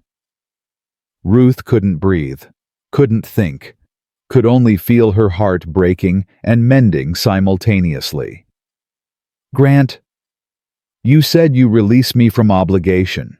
Well, I don't accept.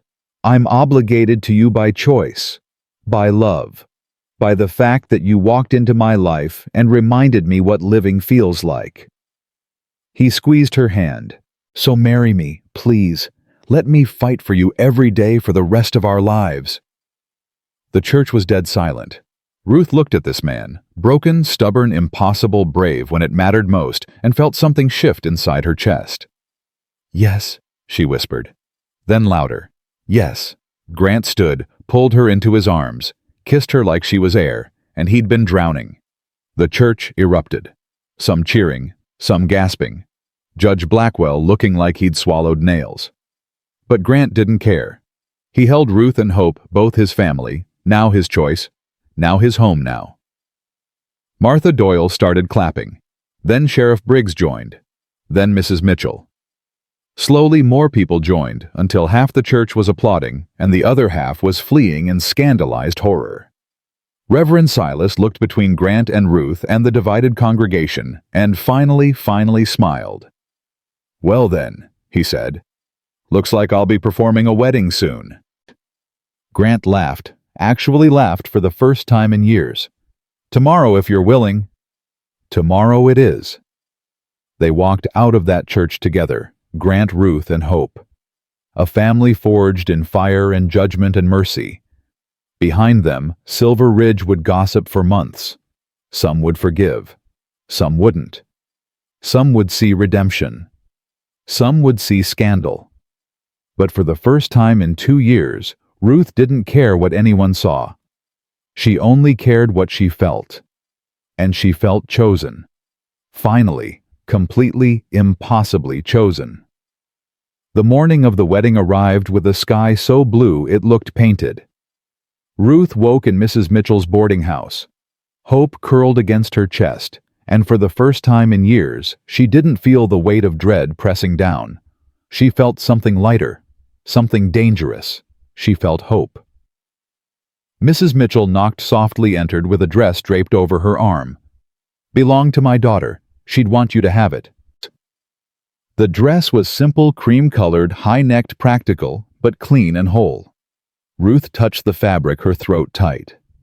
"I can't accept." "You can and you will. Can't marry Grant McCoy and Rags Girl. The gossips would never let you forget it." Ruth took the dress, held it like a fragile thing. "What if this is a mistake?" Mrs. Mitchell sat on the bed, her weathered hands folding in her lap. "Might be. Marriage usually is at first. Two broken people trying to fit their pieces together, there's always mistakes. Question is, are you both willing to fix them? I don't know. Then you'll find out. That's what marriage is. Finding out if love is stronger than fear, every single day." She stood, moved to the door. "Martha's downstairs. She'll help with your hair. And Ruth, that man stood up in front of the whole town and chose you. That ain't nothing. Don't let fear convince you it is." After she left, Ruth dressed slowly. The fabric felt strange against her skin, too nice, too clean, like she was wearing someone else's life. Hope babbled happily, reaching for Ruth's hair. "What do you think, baby girl? Am I making the right choice?" Hope grinned, all gums and innocence. "You're no help at all." Downstairs, Martha was waiting with pins and determination. She twisted Ruth's hair into something respectable, tucked wildflowers behind her ear. "There, you look like a bride instead of a refugee." Ruth studied herself in the small mirror. She looked different, softer, like a woman who might actually deserve good things. "What if he changes his mind?" Ruth whispered. Martha's hand stilled. Then you survive, like you've been surviving. But Ruth, stop waiting for the other shoe to drop. Sometimes good things happen and they stay good. The church was half empty. That hurt more than Ruth expected. She'd known not everyone would come, but seeing the empty pews, seeing who chose to stay away, made her chest ache. But the people who came mattered. Mrs. Mitchell sat in front, dabbing her eyes. Sheriff Briggs stood near the back, his hat in his hands. Martha took a seat beside a young couple Ruth didn't recognize. And scattered throughout were faces Ruth had seen in town, not many but enough. Enough to say, "We see you. We choose mercy over judgment." Grant stood at the altar next to Reverend Silas, and when Ruth walked down that aisle, he looked at her like she was the answer to every prayer he'd forgotten how to say. He was wearing a new shirt, the one she'd made him for Christmas. That detail broke something in Ruth's chest. He'd kept it. Saved it for today. She reached the altar. Grant took her hand, squeezed it. "You came," he whispered. "Did you think I wouldn't? Was afraid you'd realize you could do better. There is no better. There's just you." Reverend Silas cleared his throat. "Dearly beloved, we are gathered here today." The church doors burst open.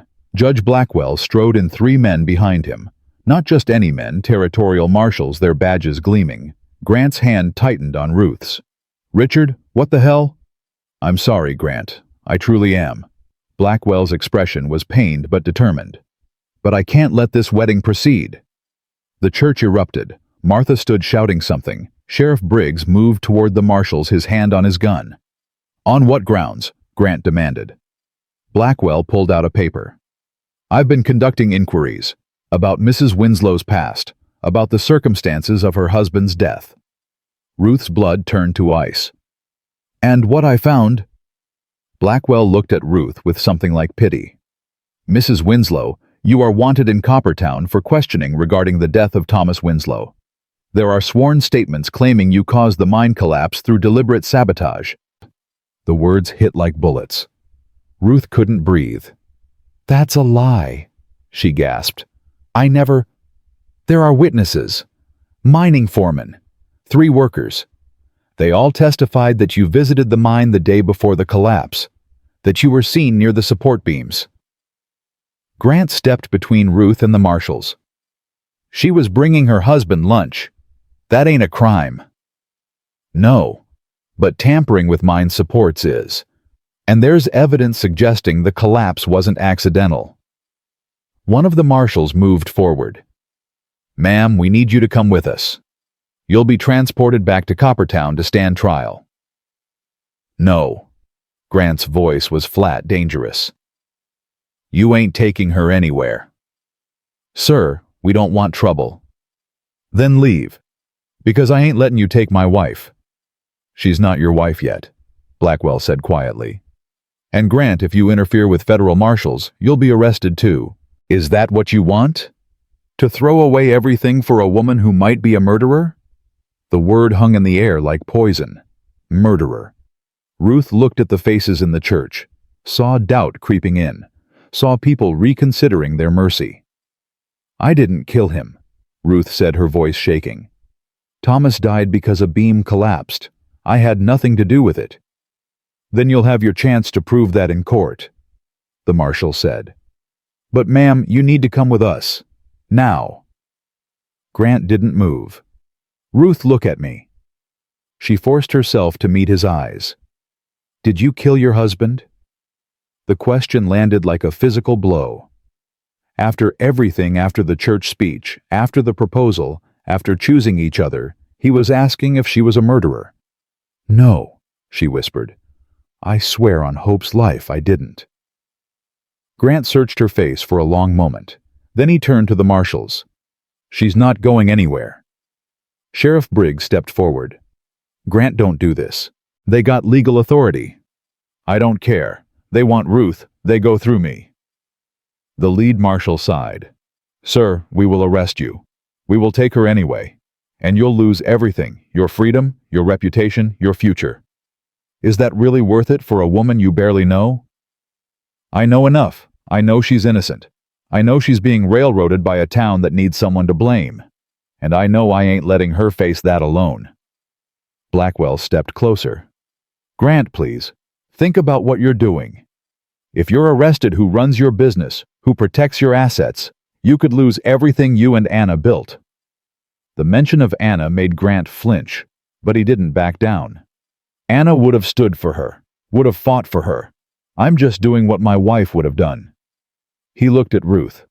Where you go, I go. Remember, that's the promise, and I ain't breaking it. Ruth's vision blurred. Grant, you can't. Watch me.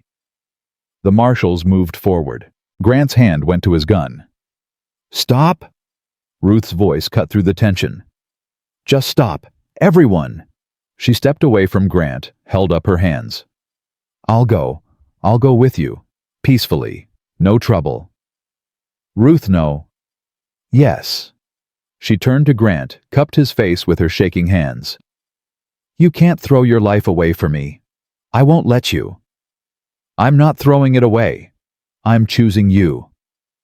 Then choose smart. Don't get yourself killed or arrested. Don't destroy everything you built. Her voice cracked. Just trust that I'll survive this, like I've survived everything else. Grant's eyes were wild with panic and rage and helplessness. I can't lose you. Not now. Not after. You won't lose me. I'll fight this. I'll prove I'm innocent. And when I do, I'll come back to you. But Grant... She pressed her forehead against his. I need you to be here when I get back. I need you to stay free. Stay alive. Stay you. Can you do that for me? He was shaking now, his hands gripping her arms like he could hold her here through sheer will. This ain't right. This ain't... I know. But sometimes doing the right thing means doing the hard thing. You taught me that. She kissed him, desperate, terrified, loving, then pulled away and turned to the marshals. I'm ready. They put chains on her wrists. Ruth tried not to think about what that meant. Tried not to look at the people in the church who were nodding like they'd known all along she was guilty. She focused on Hope still in Mrs. Mitchell's arms, oblivious to the fact that her mother was being taken away. Take care of her, Ruth said to Mrs. Mitchell. Please. She needs... I'll keep her safe. Mrs. Mitchell promised, tears streaming. You just come back. Grant followed them to the door. I'm coming with you, to Coppertown. I'll hire lawyers, I'll testify, I'll... No. Ruth stopped, looked back at him. You stay here. Protect Hope. Make sure she's safe. That's how you help me. By keeping our daughter safe. Our daughter. The words made Grant's face crumple. Ruth? Promise me, Grant. Promise you'll take care of her. He nodded, unable to speak. The marshals led Ruth out of the church. She heard Grant's anguished shout behind her, heard him punch something, heard Martha trying to calm him. Ruth kept walking, kept her spine straight, kept breathing even though every breath felt like drowning. They loaded her into a wagon. As they pulled away from Silver Ridge, Ruth watched Grant standing in front of the church. Hope in his arms, now both of them getting smaller and smaller until they disappeared. Gone. Everything she'd fought for, built, hoped for, gone. The wagon rolled toward Coppertown and whatever waited there. Ruth closed her eyes and tried to remember how to survive. The journey to Coppertown took 3 days. 3 days of chains. 3 days of silence from the marshals. 3 days of Ruth's mind spinning through every possible outcome, each worse than the last. They arrived at sunset. Coppertown looked exactly as Ruth remembered, harsh, unforgiving, built on hope and broken on greed. The jail was small, 2 cells, both empty. The marshals locked Ruth in one, removed her chains, left without a word. Ruth sat on the thin cot and tried not to fall apart. She'd been in Coppertown less than an hour when the mining foreman came to visit. Fletcher Davis, a thick man with cruel eyes and a grudge he'd been nursing for 2 years. Well, well, the widow returns. Ruth didn't stand. Didn't give him the satisfaction. I didn't kill Thomas. Didn't say you did. Not directly. Fletcher leaned against the bars. But you distracted him, made him careless. He was thinking about you instead of watching his beams. And when that ceiling came down, 6 men died. 6 families lost their providers. Because Thomas Winslow was too busy mooning over his pretty wife to do his job right.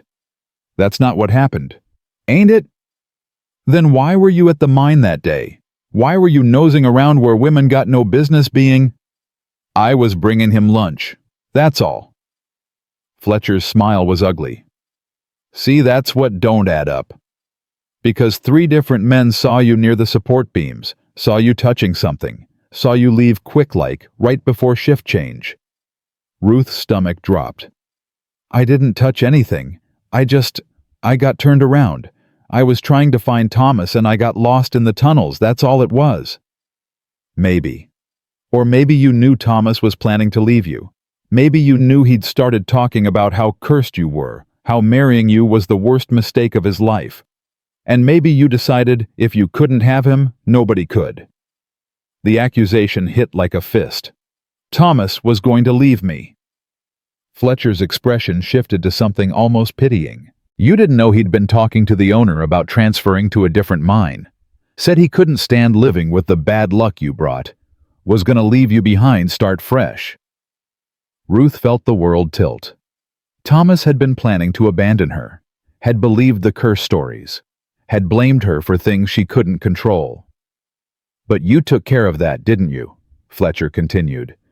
Fixed it so he couldn't leave. Fixed it permanent. No, I didn't. I wouldn't. Tell it to the judge. Trial's set for next week. And Ruth. This town wants justice. They want someone to pay for those 6 dead men, and you're the only one left to pay. He left. Ruth sank onto the cot, her mind reeling. Thomas had been going to leave her, had thought her cursed, had blamed her for his failures. She'd mourned a man who'd stopped loving her long before he died. The realization was crushing. Not because she'd loved him. She'd barely known him by the end, had married too young to a man too weak. But because it meant she'd been grieving a lie. Carrying guilt for a man who'd already abandoned her in his heart. Ruth laughed. Then cried. Then laughed again, because what else was there to do? She was accused of murdering a husband who'd been planning to leave her. Was chained in a cell in a town that wanted her dead. Had left behind a man who actually loved her and a daughter who needed her. And there was absolutely nothing she could do about any of it. The week before trial passed in a blur of interrogations, hostile visitors, and crushing loneliness. Fletcher came every day with new accusations. Other townspeople came to gawk, to spit, to call her witch and murderer, and worse. Ruth stopped responding. Stopped defending herself. What was the point? They'd already decided she was guilty. On the 6th day, Judge Blackwell arrived. Ruth didn't stand when he entered, didn't acknowledge him. Mrs. Winslow, she finally looked up. Come to gloat? No, I came to offer help. Ruth laughed bitterly. You're the reason I'm here. I'm the reason you're getting a fair trial instead of a lynch mob. Fletcher and his men wanted to handle this their own way. I convinced them to follow the law. How noble. Blackwell pulled up a chair, sat facing her cell. I don't think you killed your husband, for what it's worth. Then why am I here? Because this town needs closure, needs someone to blame. And you're convenient. He leaned forward. But Ruth, there's a way out of this. She waited. Plead guilty to negligence, not murder. Admit you distracted Thomas, caused him to be careless, but didn't intend his death. You'll get 5 years, maybe less, with good behavior. And you'll live. And if I plead innocent, then you go to trial. And Fletcher has 3 witnesses who'll swear they saw you tampering with the beams. You'll hang. Ruth's chest tightened. Those witnesses are lying. Probably. But can you prove it? Can you afford lawyers good enough to break their testimony? Can you survive a trial where everyone in town wants you dead? She couldn't. She knew she couldn't. 5 years, Blackwell repeated. You'd be out when hope is still young enough to remember you. You could rebuild your life. Start over somewhere new. And Grant? Grant will move on. Find someone more suitable. Someone without your history. Ruth's hands clenched. He wouldn't. He would. Men always do. They mourn, they grieve, they move on.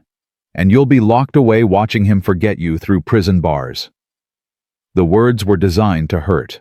They worked. But Ruth had learned something in these 6 months of hell. She'd learned she was stronger than anyone gave her credit for. No, she said. Ruth, I said no. I won't plead guilty to something I didn't do. I won't give this town the satisfaction. If they want to hang me, they'll have to look me in the eye while they do it. Blackwell sighed. You're throwing your life away. Maybe, but it's my life to throw. He stood, moved toward the door. For what it's worth, I'm sorry.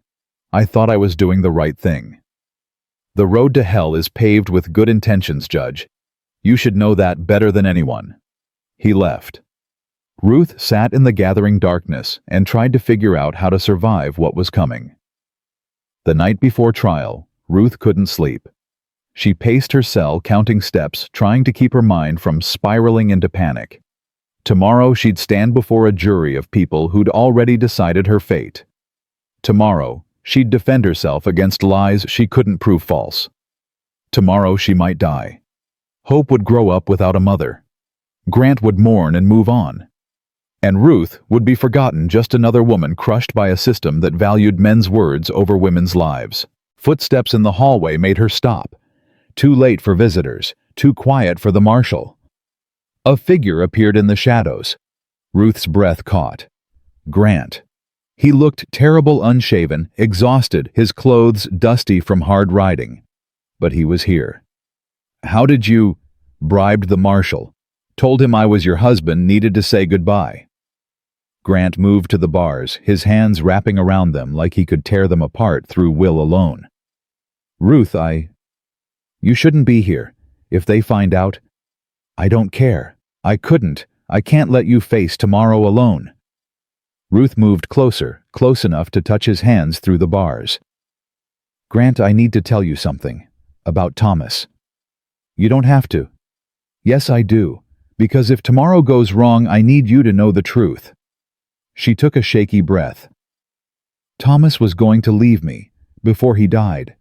He believed I was cursed, believed I was ruining his life. The foreman told me. And Grant, I spent 2 years grieving a man who'd already abandoned me in his heart. Grant's expression was anguished. Ruth. I didn't kill him, but I can't prove I didn't. And tomorrow, they're going to hang me anyway because this town needs someone to blame, and I'm easy to sacrifice. No, I won't let them. You can't stop it. You can't save me this time. Grant's grip tightened on the bars until his knuckles went white. Then I'll testify. I'll tell them you're innocent. You'll what? Tell them you've known me 4 months. That won't convince anyone. Grant, you have to accept. No. His voice broke. I don't accept. I won't. Ruth, you're the first person since Anna died who made me remember what living feels like. You walk into my life broken and desperate, and you somehow fix me. You make me better. You make me brave. And I ain't losing that. I ain't losing you. Ruth's vision blurred. You might not have a choice. There's always a choice.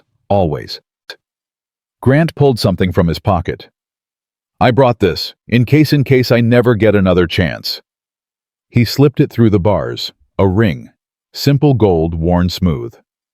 It was Anna's, Grant said quietly. I should have given it to you at the wedding. Should have, his voice cracked. Should have made you my wife before they took you. Ruth held the ring, felt its weight. Grant, I can't. You can. Please. Even if tomorrow, even if the worst happens, I need you to wear it. I need you to know you were loved. Really loved. Not by a man who planned to leave. By a man who would burn down the world to keep you safe. Ruth slipped the ring on her finger. It fit perfectly. Where you go, I go, Grant whispered. Remember, that's the promise. And if tomorrow goes wrong, then I'll follow you. Somehow. Because a life without you ain't a life I want. Don't say that. Don't grant you have to live. For Hope. She needs you. She needs her mother more. They stood there, hands touching through iron bars, two people who'd found each other too late and loved each other too much. I'm not giving up, Grant said fiercely. I'm going to find a way to save you. I'm going to— Just love me, Ruth interrupted. That's enough. Just love me even if it's only for tonight. That's all I need. Grant pulled her as close as the bars allowed, kissed her through the gaps, held her like he could keep her safe through sheer determination. I love you, he said against her hair. I love you, Ruth Winslow, and tomorrow I'm going to prove it. Morning came too soon. Ruth was led to the courthouse in chains, flanked by marshals. The streets of Coppertown were packed, people pushing, shouting, calling for her death. She kept her head up, kept walking, kept breathing. The courtroom was standing room only. Ruth saw Grant in the front row, his face a mask of barely controlled rage. Saw Fletcher smirking. Saw the three witnesses who would testify against her, all minors, all loyal to Fletcher, all willing to lie. The judge, an elderly man named Harrison, banged his gavel. Order. This court is now in session. The prosecutor stood, a thin man with ambitious eyes. Your Honor, the territory calls Fletcher Davis to the stand. Fletcher swore, his oath settled into his seat. Mr. Davis, please tell the court what you witnessed on the day of the mine collapse. I saw Mrs. Winslow near the support beams in Tunnel 4. Saw her touching something. When I called out, she ran. Lie. Ruth wanted to scream it, but she stayed quiet. And did you see what she did? She loosened the support bolts. I'm certain of it. Those beams were inspected that morning, were solid. But after she left, they failed. 6 men died. The courtroom erupted. Judge Harrison banged his gavel. Ruth's lawyer, a young man appointed by the court, clearly terrified, stood. Objection. Speculation. Overruled. The witness is testifying to what he saw. The pattern continued. 3 witnesses, all claiming they saw Ruth near the beams, all claiming she looked guilty, suspicious, like she knew exactly what she was doing. All of them lying, all of them convincing. Ruth's lawyer tried. He cross-examined weakly, poked gentle holes in their testimony. But he was outmatched, overwhelmed, defeated before he started. Then the prosecutor rested. Ruth's lawyer called his only witness, Grant. Grant took the stand, his eyes never leaving Ruth's face. State your name for the record. Grant McCoy. Mr. McCoy, how do you know the defendant? She's the woman I was going to marry, the woman I love, the woman I know is innocent. And how long have you known her? 4 months. 4 months. The prosecutor smiled. And in those 4 months, did Mrs. Winslow ever mention her husband's death? Yes. Did she ever express guilt? She felt guilty for surviving. But that ain't the same as being guilty of murder. Did she ever tell you about being at the mine the day before the collapse? Grant hesitated. Yes. She said she got lost looking for Thomas. Lost. In a mine where she'd visited dozens of times. The prosecutor turned to the jury. Or perhaps she knew exactly where she was going, exactly what she was doing. That's not— Grant started. Thank you, Mr. McCoy. No further questions. Grant looked at Ruth, his expression desperate. I'm sorry, he mouthed. Ruth shook her head. It wasn't his fault. Nothing was his fault. The prosecutor stood for closing arguments. Ladies and gentlemen, the evidence is clear. Ruth Winslow, a woman known to be cursed, a woman whose husband was planning to leave her, took matters into her own hands. She sabotaged those beams. She killed 6 men. And now she must pay. Ruth's lawyer stood, stammered, through a weak defense, sat down defeated. The jury deliberated for 20 minutes. Guilty. The word fell like an axe. Ruth heard Grant shout, heard him try to rush the bench, heard the marshals restraining him. Judge Harrison banged his gavel. Ruth Winslow, you have been found guilty of murder. I hereby sentence you to death by hanging, sentence to be carried out at dawn tomorrow. Tomorrow. Not even time to breathe, to think, to say goodbye. Ruth was dragged from the courtroom. The last thing she saw was Grant's face twisted with anguish and rage as he fought against the men holding him back. Then, darkness. Then a cell. Then the terrible realization that she had less than 12 hours to live. Night fell, and Ruth sat in her cell. Anna's ring on her finger, Hope's face in her mind, Grant's love in her heart. She'd survived so much. The road, the cold, the judgment, the fear. But she couldn't survive this. Tomorrow at dawn, Ruth Winslow would hang for a crime she didn't commit. And there was nothing anyone could do to stop it. Ruth didn't sleep. She sat on the cot, Anna's ring catching what little moonlight filtered through the barred window, and tried to memorize everything good she'd ever felt. Grant's hands teaching her to plane wood. Hope's laugh when she discovered her own toes. The smell of bread baking. The weight of being chosen. She wanted those memories to be the last things in her mind when the rope tightened. Footsteps approached near midnight. Ruth didn't look up. Probably the marshal checking to make sure she hadn't found some way to cheat the noose. Ruth! Her head snapped up. Grant stood outside her cell, but he wasn't alone. Sheriff Briggs was with him, keys in hand, and behind them Martha Doyle, Mrs. Mitchell, and someone Ruth didn't recognize. A thin man with ink-stained fingers and nervous eyes. "What are you—" Grant's expression was fierce, desperate, alive. "We're getting you out." "Grant, you can't. If you help me escape, they'll hunt us both." "We're not escaping," Sheriff Briggs interrupted. He unlocked the cell door, pulled it open. "We're proving you're innocent. But we got maybe 6 hours before dawn, so we need you to move fast and talk faster."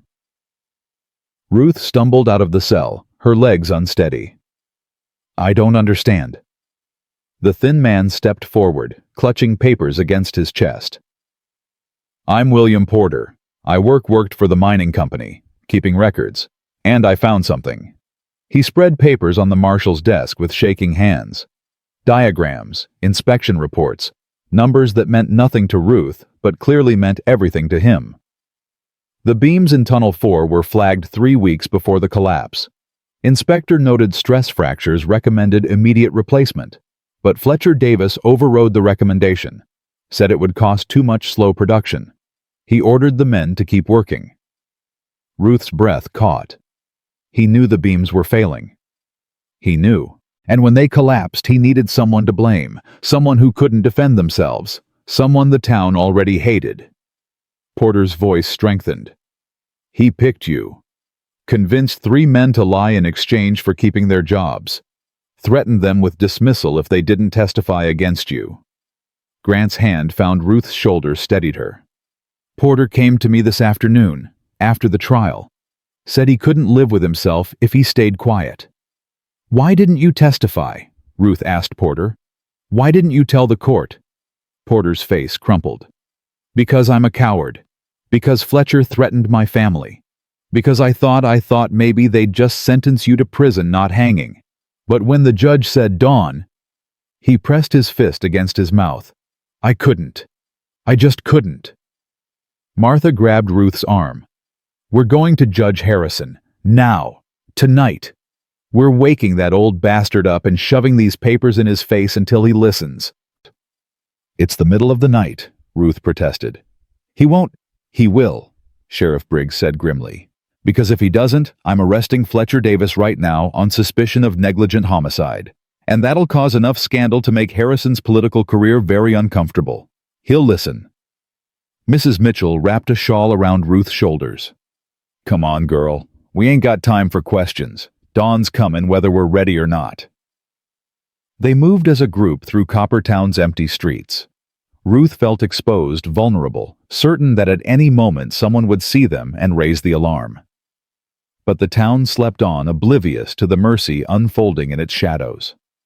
Judge Harrison lived in a large house on the edge of town. Sheriff Briggs pounded on the door until lights flickered on inside. Harrison appeared in his nightshirt, furious and disoriented. "What in God's name?" "We got new evidence," Briggs said. "Evidence that proves Ruth Winslow is innocent, and you're going to look at it right now." "Sheriff, it's the middle of the night. This is highly—" "A woman is going to hang at dawn for a crime she didn't commit. You really want that on your conscience? Or do you want to be remembered as the judge who killed an innocent woman because he couldn't be bothered to look at evidence?" Harrison's expression shifted. He saw the papers in Porter's hands, saw the desperation in their faces, saw something that made him step aside. "Come in, but this better be substantial." They crowded into his study. Porter spread the documents across Harrison's desk, explained everything with growing confidence: the inspection reports, the ignored warnings, Fletcher's cover-up. Harrison read in silence, his face growing darker with each page. "These are certified mining company documents," he finally said, "signed by company inspectors." "Yes, sir." "And you're willing to testify to their authenticity?" Porter swallowed hard. "Yes, sir. Even if it costs me my job, even if Fletcher comes after me. I'm willing." Harrison looked at Ruth. "Mrs. Winslow, did you tamper with those support beams?" "No, sir. I swear on my daughter's life I didn't." "Did you even know they were compromised?" "I didn't know anything about mining. I was just trying to find my husband." Harrison leaned back in his chair, closed his eyes briefly. "If I overturn this verdict, Fletcher Davis will be ruined. The mining company will face lawsuits. Coppertown's economy depends on that mine. This will cause chaos." "Justice usually does," Martha said sharply.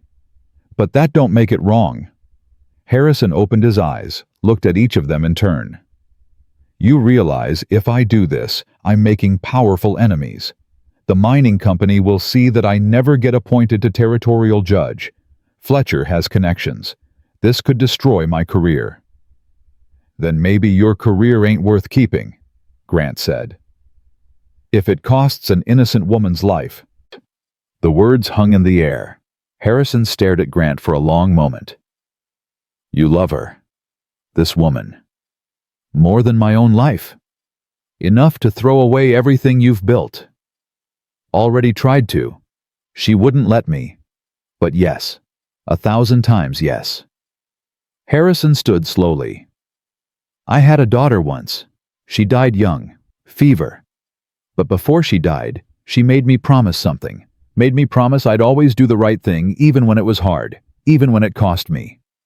He gathered the papers. "I'll issue an emergency stay of execution at dawn, and I'll order Fletcher Davis arrested for obstruction of justice and negligent homicide. The trial verdict is overturned pending further investigation." Ruth's knees buckled. Grant caught her, held her up.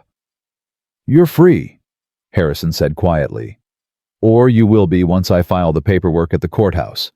But Mrs. Winslow—" His expression was grave. "You should leave Coppertown as soon as possible. Fletcher has allies, men who won't care about legal niceties if they decide to take justice into their own hands." "We'll leave tonight," Grant said. "Soon as the papers are signed." "Good." Harrison moved toward the door, paused. "And Mrs. Winslow, I'm sorry for not questioning the evidence sooner, for nearly making an irreversible mistake. I'll have to live with that." "You stopped it," Ruth whispered. "That's what matters. You stopped it." They walked to the courthouse as the first hint of dawn touched the eastern sky. Harrison filed the necessary documents, his pen scratching in the pre-dawn quiet.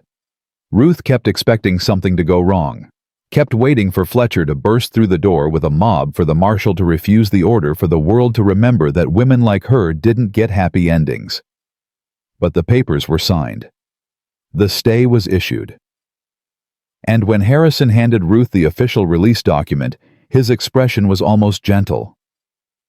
"Go, before anyone realizes what's happened. And Mrs. Winslow, don't come back to Coppertown. There's nothing for you here but bad memories." "No argument from me, Your Honor." Outside, the sky was lightening. Ruth stood in the street, breathing free air, feeling the weight of the noose that would never tighten. Grant wrapped his arms around her from behind his face, pressed against her hair. "You're alive. God, Ruth, you're alive. She turned in his embrace, saw tears tracking down his face. You saved me. We saved each other. That's what we do. Sheriff Briggs cleared his throat. Hate to interrupt, but y'all need to ride. Fletcher will hear about this soon as the town wakes up, and he ain't gonna accept it quietly. What about you? Ruth asked. Won't he come after you too? Briggs smiled grimly. Let him try. I'm the law in this town. And now I got enough evidence to keep him in jail long enough to cool his temper. He tipped his hat. Go on now. Get back to that baby of yours. She needs her mother. Martha hugged Ruth hard. You're tougher than iron, girl. Don't ever forget that. Mrs. Mitchell pressed a bundle into Ruth's hands. Food for the journey, and a letter of reference in case you need work somewhere new, though I suspect Mr. McCoy won't be letting you work much anymore. She works if she wants to, Grant interjected. I ain't marrying her to cage her. You're not married yet, Ruth pointed out. Then we fix that today, soon as we're far enough from Coppertown that they can't drag you back. Porter stepped forward last, his thin face nervous but determined. Mrs. Winslow, I'm sorry I didn't speak up sooner. I was afraid. But watching you stand up to them even when you knew you'd hang it made me realize being afraid was worse than being brave. Ruth took his hand. You spoke up when it mattered. That's all anyone can ask. They rode out of Coppertown as the sun broke over the mountains, painting everything gold and new. Ruth sat in front of Grant on his horse, his arms secure around her, and let herself believe, finally, really believe that she might actually survive this. They rode hard for 2 hours before Grant finally slowed the horse near a creek. We should rest. Water the horse. Make sure no one's following. Ruth slid down her legs, trembling. The adrenaline that had carried her through the night was fading, leaving exhaustion in its wake. Grant dismounted, checked the trail behind them. Satisfied they were alone, he turned to Ruth. You need to eat, sleep. You've been through... Ruth grabbed his shirt, pulled him down, kissed him hard. Kissed him like she was still proving she was alive, still tasting freedom, still shocked that she got to keep breathing. When they finally broke apart, Grant's eyes were wet. I thought I lost you. When that verdict came down, I thought... I know, I thought the same thing. Ruth, I can't. His voice broke. I can't go through that again. Can't watch you almost die. Can't stand at your grave wondering what I could have done different. Then don't let me go, ever. Just hold on, and don't let go. That's the plan. That's always been the plan. They held each other by the creek, two people who'd walked through hell and somehow found their way back to each other. We should keep moving, Ruth finally said. Get as far from Coppertown as possible before Fletcher realizes what happened. One more thing first. Grant pulled something from his saddlebag, a worn Bible, Anna's Bible. I've been carrying this, practicing the words, just in case. He stopped, started again. Just in case I got another chance to do this right. He opened the Bible to a marked page. Ruth, I know we ain't in a church. Don't have witnesses or fancy clothes or any of the proper trappings. But I don't care about proper anymore. I care about you, about us, about making this real before anything else can go wrong. He took her hand. So right here with God and the mountains as witness, I'm asking you again, marry me. Let me be your husband. Let me spend every day proving you made the right choice. Ruth's throat tightened. You really want to do this here now? Been waiting 4 months to call you my wife. Don't want to wait one more minute. We need someone to perform the ceremony. Don't we, though? A voice called from the trees. They spun around. Reverend Silas stepped into the clearing, his horse tied nearby, his expression tired but peaceful. Reverend... Grant's hand went to his gun. What are you... Relax. I'm not here to stop you. Silas moved closer. I heard what happened, heard about the evidence, the stay of execution, heard you were riding out, and I thought maybe you'd want someone to make this official, legal, binding. Ruth stared. You followed us. I did. Because I owe you an apology, Mrs. Winslow. I stood with the men who wanted you gone, who judged you without knowing you, who let fear of scandal override mercy, and I was wrong. He pulled out his Bible. I can't undo what I did, but I can do this. I can marry you proper in the eyes of God, so nobody, not Fletcher, not Judge Blackwell, not anyone can say this union isn't legitimate. Grant looked at Ruth. It's your choice. Always your choice. Ruth studied Silas, saw genuine remorse in his expression. Saw a man trying to make amends the only way he knew how. All right, she said, but make it quick. We got a long ride ahead. Silas smiled. The best weddings usually are quick. It's the marriage that takes a lifetime. He opened his Bible, found the passage. Dearly beloved, we are gathered here in the sight of God and nature to join this man and this woman in holy matrimony. The words were familiar, traditional, but they sounded different out here, away from judgment, away from crowds, away from everything except the two people who mattered. Grant McCoy, do you take Ruth Winslow to be your lawfully wedded wife, to have and to hold from this day forward, for better or worse, for richer or poorer, in sickness and in health till death do you part? I do. God, I do. And Ruth Winslow, do you take Grant McCoy to be your lawfully wedded husband, to have and to hold from this day forward, for better or worse, for richer or poorer, in sickness and in health till death do you part? Ruth looked at this man who'd saved her, fought for her, refused to let her face the world alone. This man who'd taught her what it meant to be chosen. I do. Then by the power vested in me, I now pronounce you husband and wife. Silas closed his Bible. Grant, you may kiss your bride. Grant pulled Ruth close, kissed her with the desperate joy of someone who'd almost lost everything and got it back anyway. When they broke apart, both were crying. Go, Silas said softly, before the world catches up, and be happy. That's the best revenge against people who wanted you to fail. They rode away from that creek, married, legal, bound together in ways that couldn't be undone.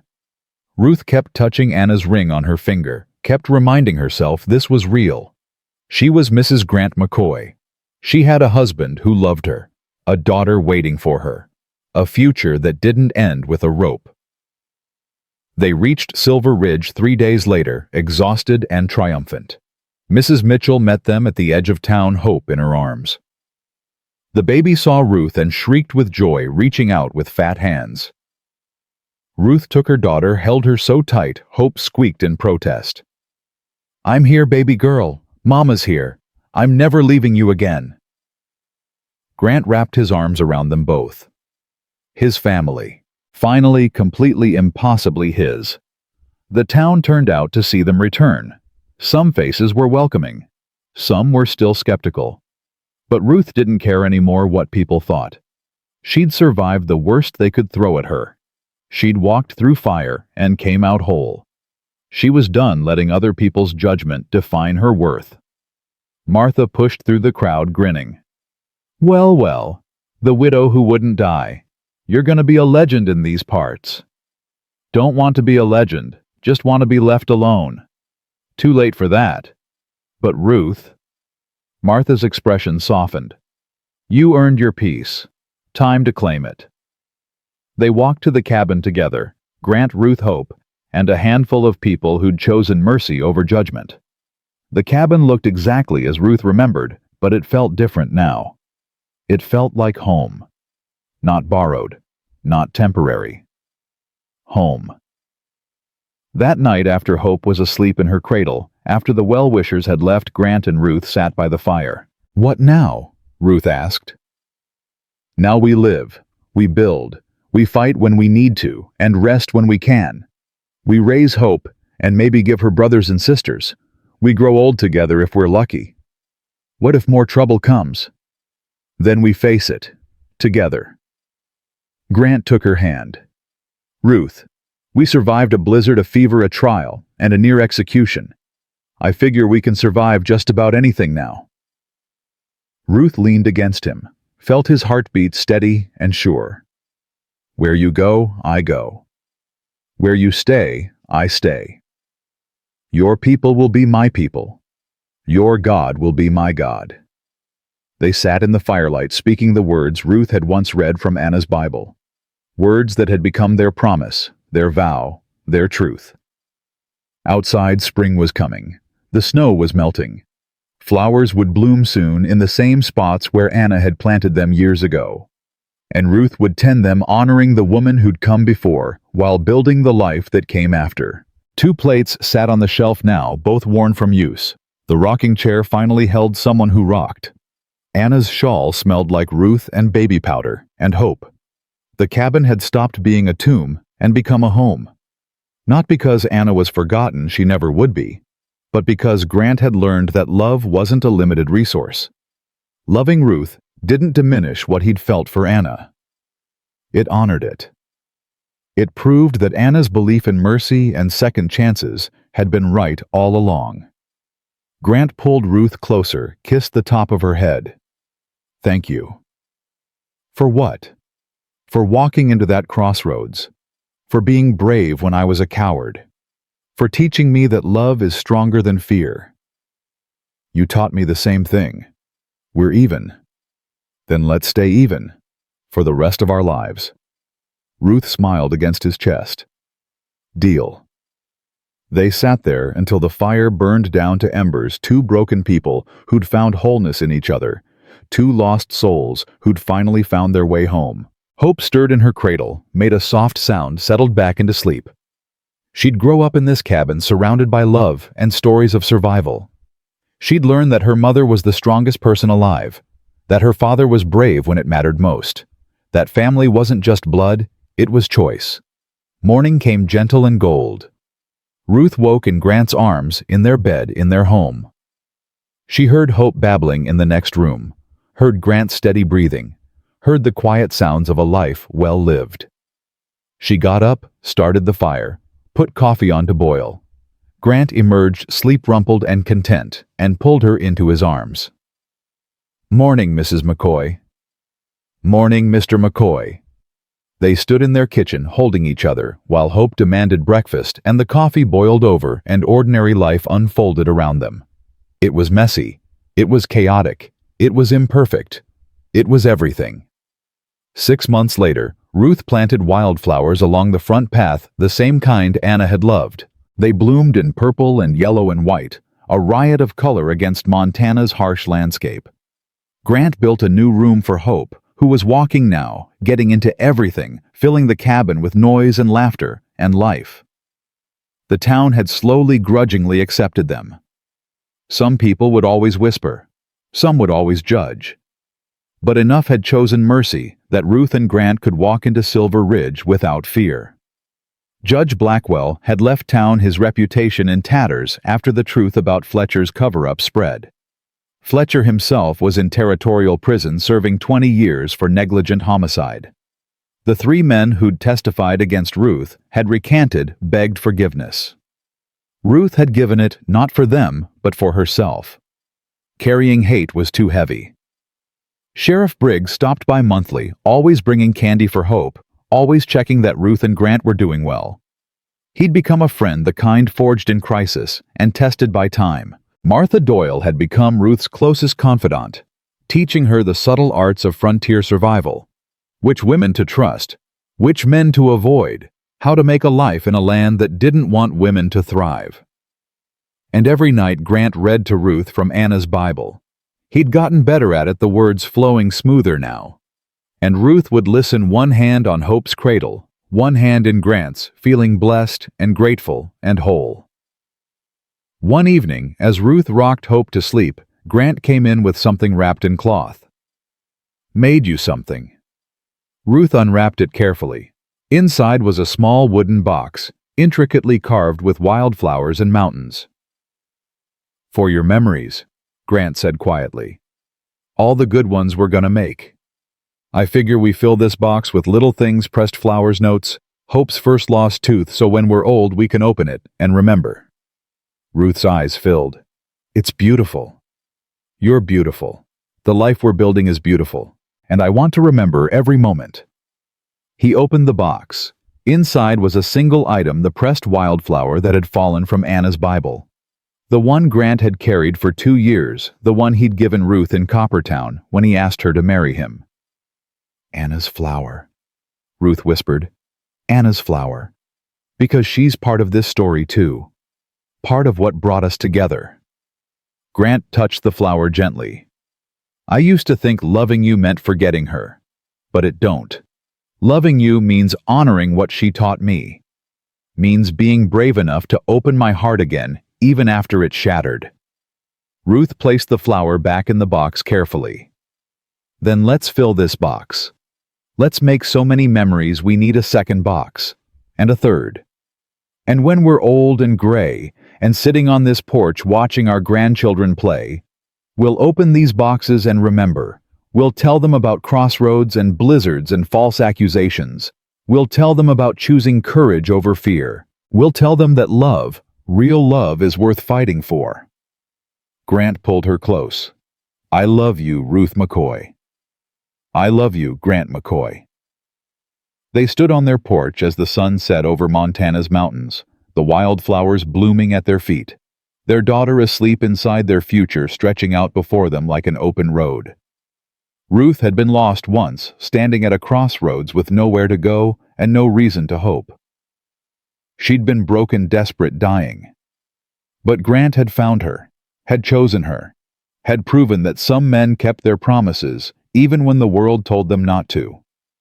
And Ruth had found herself, had discovered she was stronger than any curse, braver than any fear, worthier than any judgment. They'd built this life from nothing, from snow and heartbreak and stubborn refusal to surrender. They'd built it with calloused hands and merciful hearts and love that refused to quit. The road ahead wouldn't be easy. Montana never promised easy, but it promised possibility. It promised that people who'd survived the worst could build something beautiful from the wreckage. Ruth looked at the mountains, at the cabin, at the man beside her, at the life they'd fought for and won. She was home.